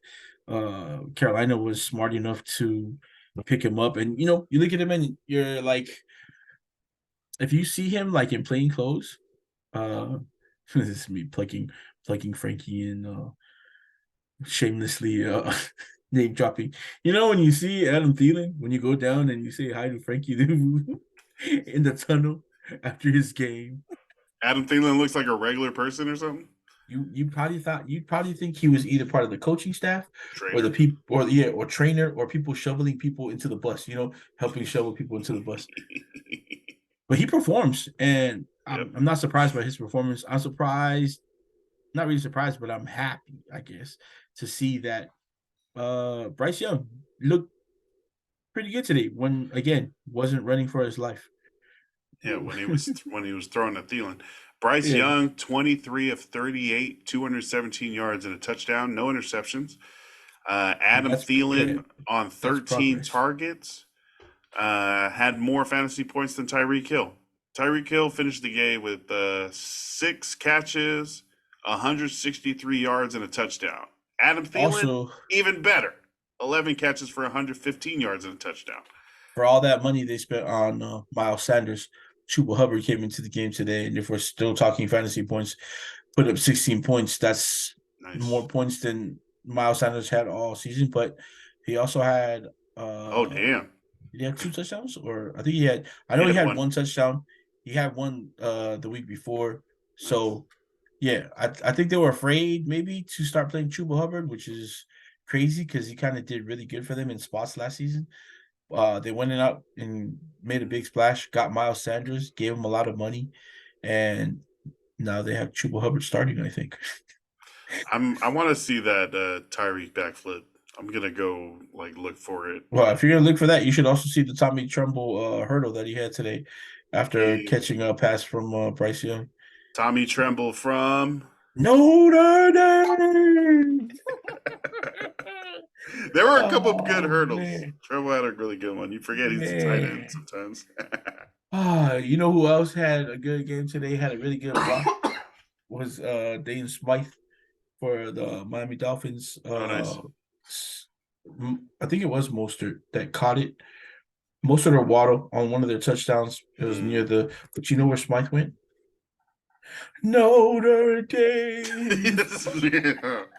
Shout out to Notre Dame. They beat USC this week. Did you hear? They beat him like a pinata. Oh my Anyway, gosh. the Cardinals went to Los Angeles to SoFi. They still have a Uh, football team? the Arizona Cardinals. Uh, the Cardinals dropped to the Rams, 26-9 at SoFi in LA. How did our But cousin do? Puka, 7 targets for 4 catches and 26 yards. Definitely Not came down a bad. little bit. Right. He's second in targets behind Cooper Kupp. But Cooper Kupp definitely had another big game. What is this? His second Second week game back? back. Yeah, and they're feeding it to him like it's, Super Like he's Bowl season. malnourished. Cooper Kupp, yeah, because Cooper Kupp, 9 targets, right? 9 targets, 7 catches, 148 yards and a touchdown. Cooper Kupp is back Hey, like he never left. And Rams then fans, he's still Cooper Kupp. Just to let you guys know, you guys are safe. still He's that still guy. Cooper Kupp. Kyron Williams for the Rams, this freaking guy. He looks so small. They're playing him like he's just a regular running back, and he's handling it. 20 carries, 158 yards, and a score. Man, hey, you know where he went to college? Fuck. Where? Notre Oh Dame. my God. Joshua Dobbs for Arizona, 21 of 41, 235 yards and an interception. Also had 41 yards on the ground to lead the team. Michael Wilson had the most receiving yards with Trey McBride. They both had 62. Yeah, and the Cardinals fall to 1-5. The Rams in a tough NFC West up to 3-3. And yeah, I want to see Puka more involved. But do you have anything else on this one? Yeah, I mean, Puka is going to get more involved. It's untimely that he had this bad game today because they just traded away Van Jefferson because there was no room for him with the emergence of Puka Nacua. So if Van Jefferson's not there, you better start producing Whoa. because all you have behind you is Tutu Atwell. So that means they think very highly of you, Puka Nacua. We do too. So talk to your quarterback, man. Tell him to get you more targets. Tell him Yeah. you're open. Yeah, that's going to be exciting. Yeah, especially if another really good wide receiver that was high on the depth chart, like Van Jefferson, who a lot of people assumed would take over the Cooper Cup production before Yeah, they found out about Puka. If he's gone, that leaves, yeah. a lot more Well, opportunities to run routes he for Puka and them. he had fallen behind Puka Nacua and Tutu Atwell because Yeah, both of them are performing pretty well right now. So that's tough for Van Jefferson. I forgot where he went, but they traded him for I want to say like a fifth rounder or a sixth rounder. So ugh. Van Jefferson went to Florida. he did. Also, I mean the Cardinals, with the way things look, they look like they are in the Caleb Kid. Williams sweepstakes. So I'm just letting you Cardinal fans know he's gonna be a rookie next year. He's very good. He's whatever they're saying about him, well, except for now, because there are some USC fans as well who are kind of just torching the kid and talking about how he's not who he thinks he is, or people are saying, bro, it was one game. Take it easy. Notre Dame's defenses, they're pretty good. But Caleb Williams is gonna come out next year. If you guys do get him, give him some grace. Let him get his feet settled when Yeah. he gets in there because you are going to have some growing pains. Because if you guys are frustrated at watching Kyler Murray do some of the things that he does, Caleb Williams kind of does some of those things. He might be Yeah. better than he's bigger, definitely bigger than Kyler Murray. But yeah, he's kind of the same quarterback. You know what I mean? Like lightning in a bottle almost. But what happens sometimes with lightning in a bottle, you get shocked sometimes. So yeah. Sometimes this zips you. Yeah. Before we get to the Monday Night Football predictions with the Cowboys visiting the Chargers, the final game from the week 6, are we week 6, week 7, week 6? 6. The Detroit Lions down to face the NFC South leading Tampa Bay Buccaneers. The Bucks. The Lions win this one behind Jared Goff's 353 yards, 2 touchdowns. Amon Ra had a day, 12 catches on 15 targets for 124 yards and a touchdown. And the Lions defeat the Buccaneers 20-6 in Tampa. Man, what are the Lions at right now? What's their record? The Lions are 5-1. They are 5-1. The Lions are 5-1. First place in the NFC North, tied for the best record in the league, behind their quarterback Jared Goff, 30 of 44. They had some injuries. I think David Montgomery was knocked out of the game, so Craig Reynolds ended up as the leading rusher for 15 yards, 10 carries. But it was basically Amon-Ra, who got the 15 targets from Jared Goff, and then Sam Laporta, who got 11 targets. I think he's no, he was injured. He wasn't scheduled to play. Like, they were going to set him up today. Oh, Laporta? Yeah.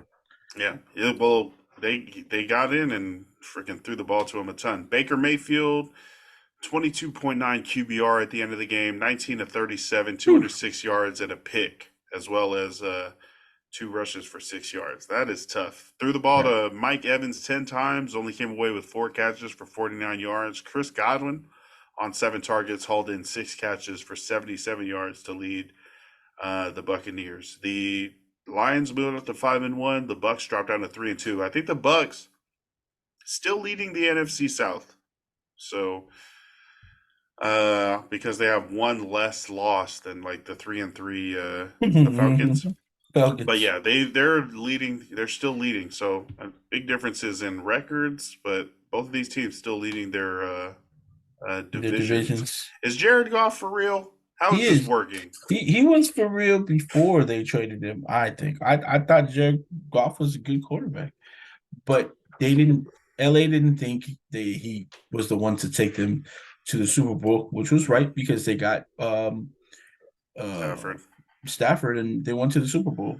But yeah, but you know what? I also think one of the big factors is, how could you not play well when you're being coached by Dan Campbell? Is Dan Campbell not the one coach that you want to play for in the NFL? Like, if you know what I mean? Yeah, he gets them hyped. Yeah. Like, if I'm a young guy and I'm getting drafted and I have the possibility of getting drafted by Detroit, I'm excited because I want to get into the league and play for a coach like Dan Campbell. He just sometimes he looks like he's part of the team, but he's taking care of you, but he's also very stern with his guys. He lets his guys know he's still the coach. So yeah, I think Jared Goff is responding well to Dan Campbell, and I think the way he's being coached now is different. He's also got some guys around him, like Brown is there, Amon-Ra, St. Brown, he's there.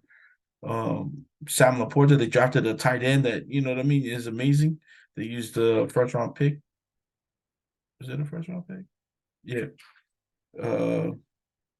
So yeah, Laporta, he's doing well. Plus, they got our other cousin over there, Ben Asul. So, it's interesting. It's interesting. Jared Goff just seems like he's in a better space for him to play well. It's amazing what that can do for you when you're in a situation that makes you feel comfortable and you're able to be yourself and do things like that. So, yeah. They took Sam Laporta with their first pick in the 2nd round, so 34 overall is when the Lions took the tight end out of Iowa. And 2nd-round picks these days are just as good as first-round picks almost, especially for capital when you're making trades these days.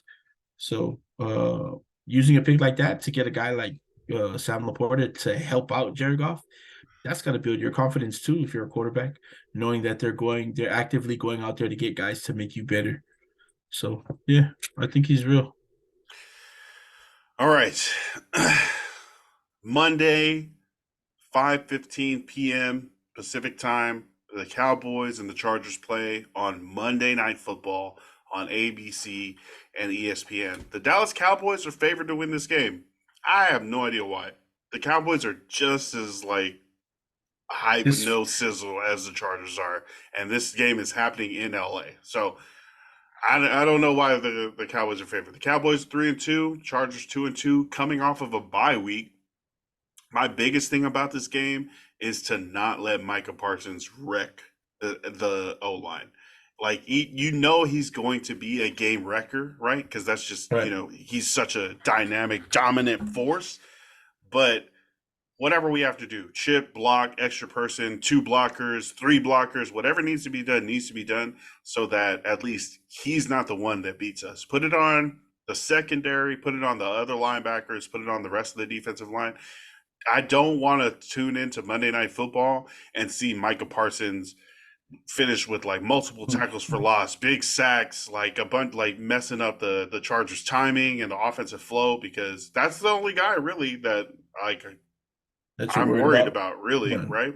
And the Dallas defense might overall be a really good defense, and individually also as players, like elite players. But Micah Parsons, I think, is the engine that makes that defense go, that causes Yep. all the interceptions, that Yep. causes all the return touchdowns, because people are just trying to contain him, and they can't. But that's going to be really big. Our left tackle, Rashawn Slater. Right tackle, I don't know. We got Trey Pipkins out there. Whoever else, I know a lot of injuries are coming down. But yeah, the biggest thing for me is to not let Micah Parsons run that game. Try to have him like looking like he did during that freaking Niners game when he was on the sideline, just like shaking his head. Like that needs to be whatever happened there. Actually, should provide the blueprint for how to beat these guys, because the Niners handled them so crazily. But yeah, obviously the offense for the Chargers, Austin Eckler is back, Keenan Allen and Justin Herbert clicking like always, Quentin Johnson getting more looks, Joshua Palmer filling in for Mike Williams more so now. So, the offense should be good. Kellen Moore, former Cowboys offensive coordinator, is now the Revenge Chargers game. offensive coordinator. Might know some things about Dak and them. He could, tell the defense. So I think the Chargers should be favored in this game. I think it's gonna end up like 30-24. But we'll see. We'll see. How can the Cowboys win this game on Monday Night Football? Get to Justin Herbert. Like you said, the last thing you want to see on TV when you turn it on is Michael Parsons standing over Justin Herbert, holding his femur in his hand and eating it like a chicken bone. But yeah, they can't let Justin Herbert get comfortable back there in the pocket. He's athletic enough to make those plays where he can pick up first downs with his legs, but you definitely don't want to have him sit back there and just pick you apart, because he can. He's got the arm to do it. He'll make these little, into in the middle of the field throws, and then all of a sudden, he's going to hit somebody deep down the field. So yeah, if you just like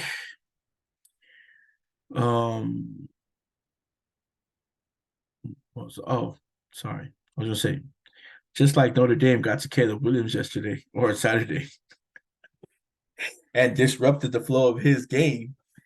That's what they have to do because just like you were saying, if Michael Parsons is the engine that runs the Dallas defense, then Justin Herbert is the same thing for that Chargers offense.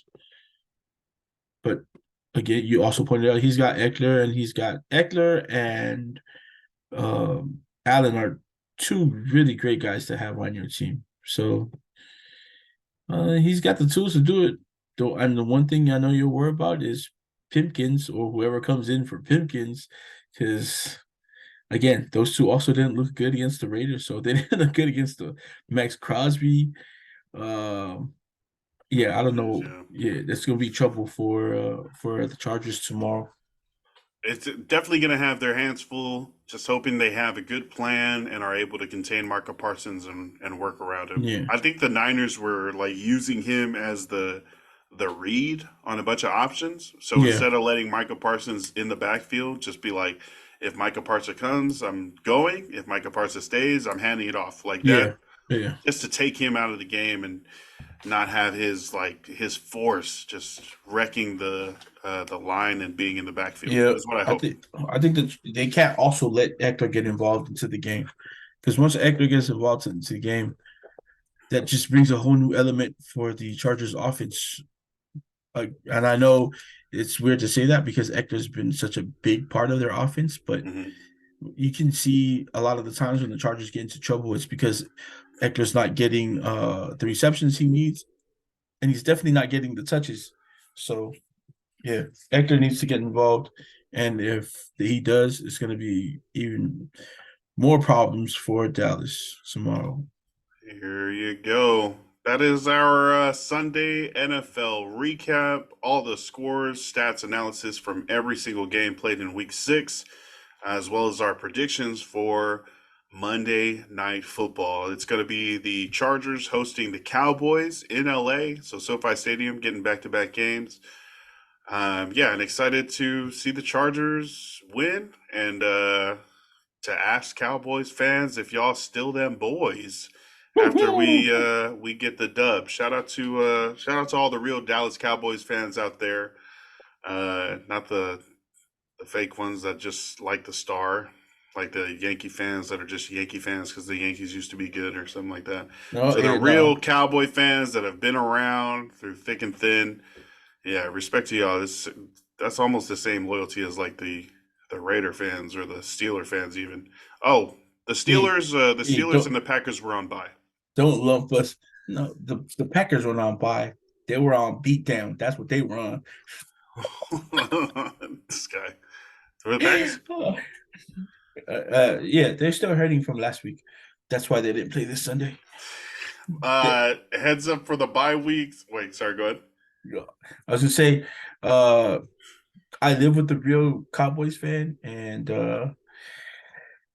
they are loyal. They are loyal. It will every year. Doesn't matter. Yeah.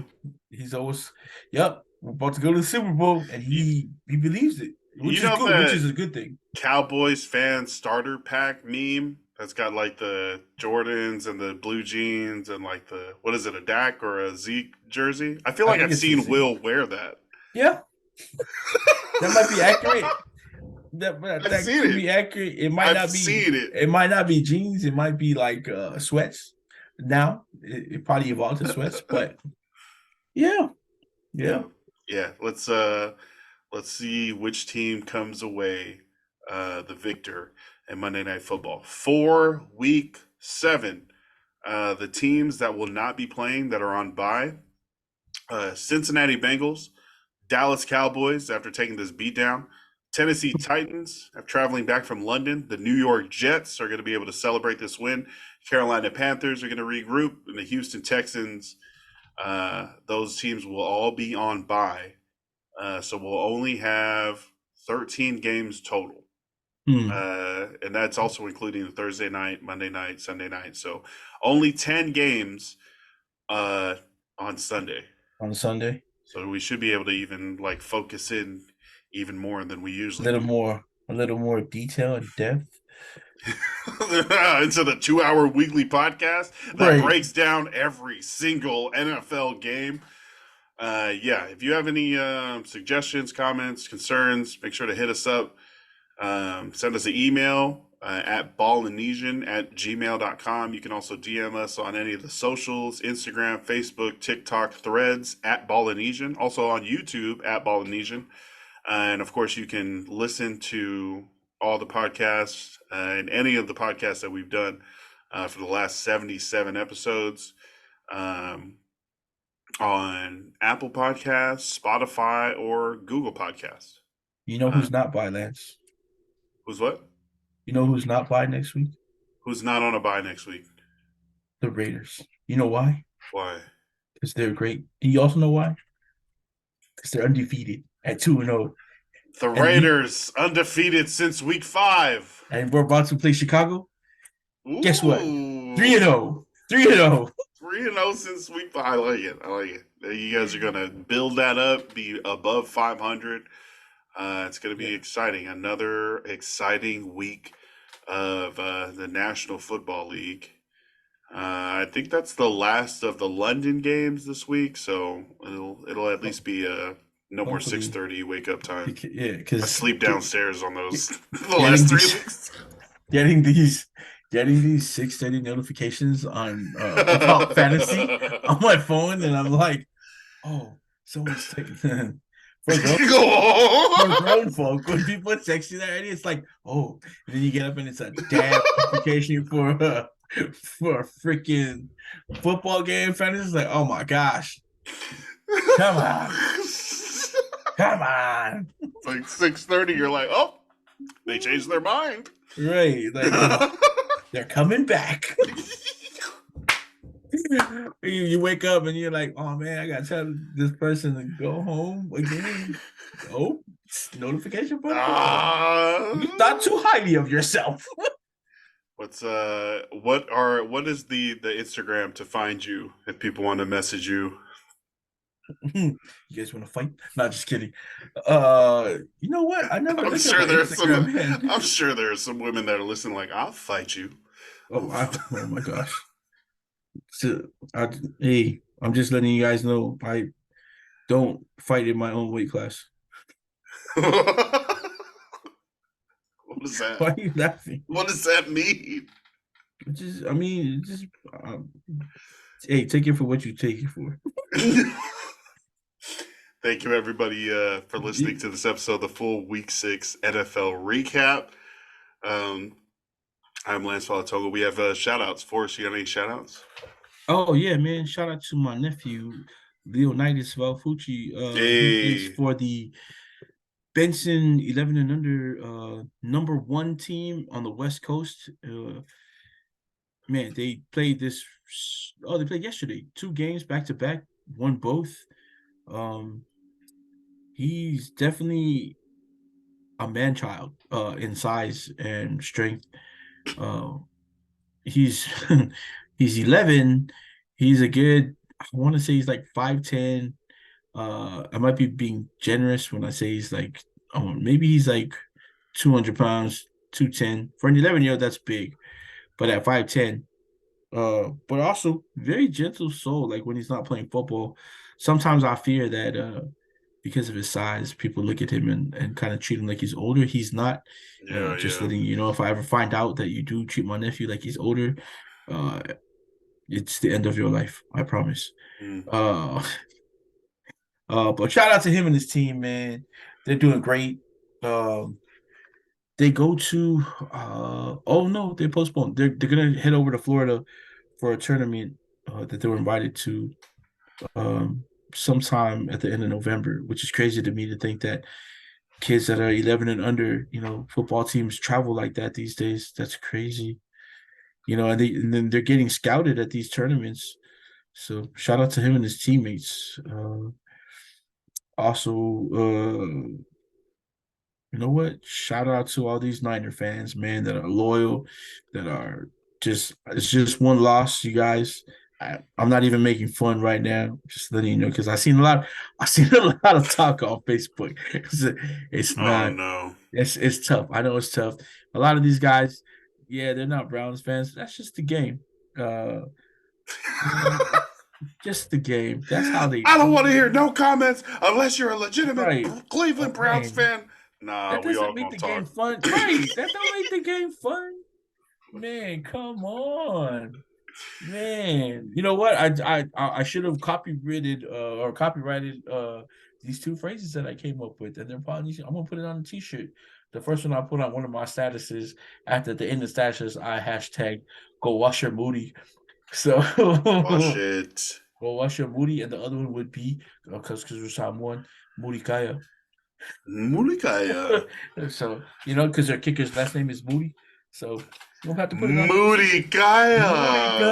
Wow, that's a pretty good one. I was trying to think of like a Moody based like thing, but I was just like, he missed. I was like, what a Moody killer. Right? It was like, hey, go wash your Moody. That's a good one. That's a great one. Shout out to you for that. And shout out to everybody for listening. That's a big shout out for us always. For sure. People willing to tune in, tap in, send us messages, let us know they're listening, what we can improve on, what their favorite parts are. The information that we're putting out, is for the people. Scores, stats, analysis. Definitely putting this show together. One, because we love football, and because we want to be able to share that love with other people who also have that interest. So Yeah. shout out to our listeners. Shout out to the halftime boys. What are you gonna call it? Halftime? Halftime, man. Yeah, Yeah, I man. can't So wait for that. if we get that started, it'd be cool. But shout out to Marcus also for coming on. Yep. It just goes to show, like, I never hung out. I don't think you hung out with Marcus really either, right? When we were in Samoa. No. Yeah. Okay. So same thing. I've seen Marcus around Samoa. I've heard him rap around Samoa, like music wise. He was doing great stuff back home with Sefa. But that's how tight we are. Like, we all meet about this podcast, the podcasting we do, but the culture itself. We're all brought up in the Polynesian culture. I only mention this because when we first started this, that's what we were doing. Like, we want to bring light, of course, to the sports that we love, but more emphasis on a lot of the Polynesian, Melanesian, Micronesian brothers and sisters that we have that are playing in professional sports, and not just professional sports, but in acting as well, music, politics, education, anywhere you guys are thriving, and that's Put that what we want light to on do. them. Shine that Yeah. light. And that's, you see how, like, all of this for me to say that we've never really hung out with Marcus, like, in person, like at a kick it or anything like that. Right. He's also younger than me and Lance, but it's almost like we're brothers. It doesn't matter. You should see our messages when we're messaging about topics for our podcast. It's kind of like we all grew up together. So I love that about us. That's cool. It's a safe space. Like, we understand what we're all here for, to like become better as podcasters, to improve our shows, to reach more people. So it's like it's not even weird to be asking questions or to like tap in or to like express yourself fully, because that's how definitely we want to be able to, even for ourselves and for other people too, but especially for, our group, we want to be able to be comfortable being ourselves and sharing what perspectives we have. So, definitely being in that group chat with you guys it's too fun. Yeah. It's funny as shit. You guys are a bunch of funny people. I use it mostly as like a don't forget stuff that I see on Instagram that we can mention on the show, but there's just so much conversation and jokes running through it. Shout out to the group chat. Let us know if you want to get put on the group chat. For sure. If you want to talk topics, or we can make one so you see the stuff that like we post. Holler at it. You might as well be in on this. If you really want to interact and be part of the show, you're more than welcome to. You don't have to have like a sports freaking business degree or nothing. No. If you like sports, for real. If you like sports, that's all you need to do. It don't even need to be football. If you like freaking, field hockey, I can talk to you about that. And they're like, as long as you know about it, I can talk to you about that forever. Hey, I'm pretty good at badminton. Okay. Croquet. So I swing a really mean badminton racket. Shout out before we go though. Shout out to Dave, who got his first bucket as a Buck today. Versus the Lakers. Versus the Lakers, even better for me. Shout out to Miggs, who was at that game, probably probably right behind the bench. He's usually behind the bench. He's really close. He's so close that he like daps up players and even talks to them sometimes. So might be able to get Miggs to come back on and talk Dame versus the Lakers. Yeah. Freaky time up there in Milwaukee. Hell yeah. But yeah, again, shout out to OhHelloMarcus. Catch him on Instagram and the Politicking Podcast. Going to be starting the Pasefika Movie Starter Kit. Shout out to Sefa M. It Takes a Village, streaming on all platforms. Also a new podcast, super nostalgic, going basically a time machine, just going back, pulling out topics and talking about them, everything that we went through. First episode was MySpace. That was a blast from the past, but also what we've learned that we can apply to today. So check out the Way Back Wednesday podcast. Also follow the Way Back Wednesday podcast at WBW_pod. And be on the lookout for the Pasefika Movie Starter Fest and also the halftime show. Oh man, that's gonna be fun.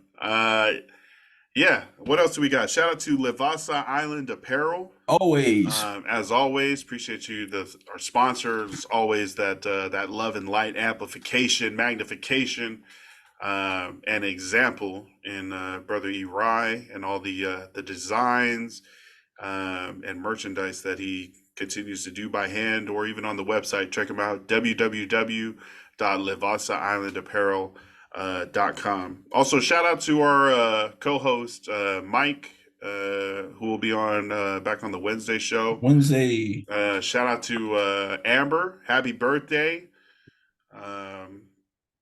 Yeah, it was good to meet them up at was it the Polyfest up there in Auburn? Hey, Hopefully... happy birthday, Amber. Speaking of the Polyfest, maybe on Wednesday we'll talk a little about Jesse and Victoria's new venture in Hawaii, which is called the Pasefika Fest.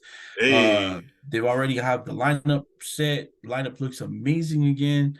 Headlining, I think, will be Finn Gruva and nice.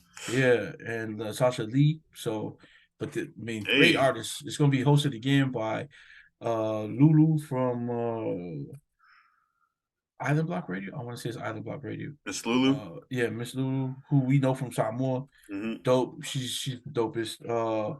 Summer Job Bless, as well as Tasi 1K. Man. Bro.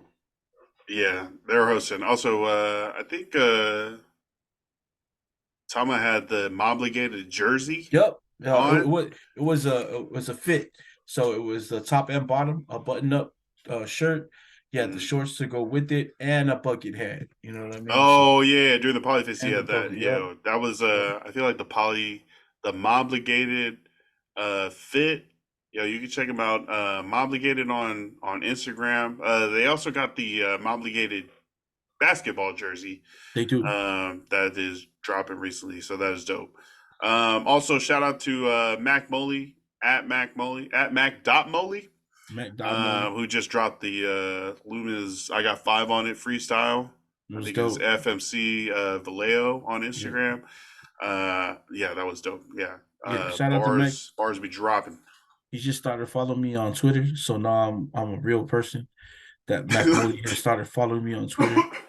So but also the last Saturday they just finished the episode 3 a couple of weeks ago. Shit was dope. So make sure to tap in Mac.Moley and also at Last Saturday Late Night on Instagram. Yeah, that's our shout outs. Appreciate you guys as always for listening. We're gonna be back on Wednesday, and then we're also gonna be back next week recapping week 7. But that is our week 6 NFL recap. I am Lance Valentino for Forrest. Just want to ask you guys, stay hydrated, stay ballin'. Damn it, why am I messing this up? What time is it? It's like late. Hey. Stay hydrated, stay blessed, stay ballin', love and light. Peace. And the Raiders love you. Oh, the Raiders!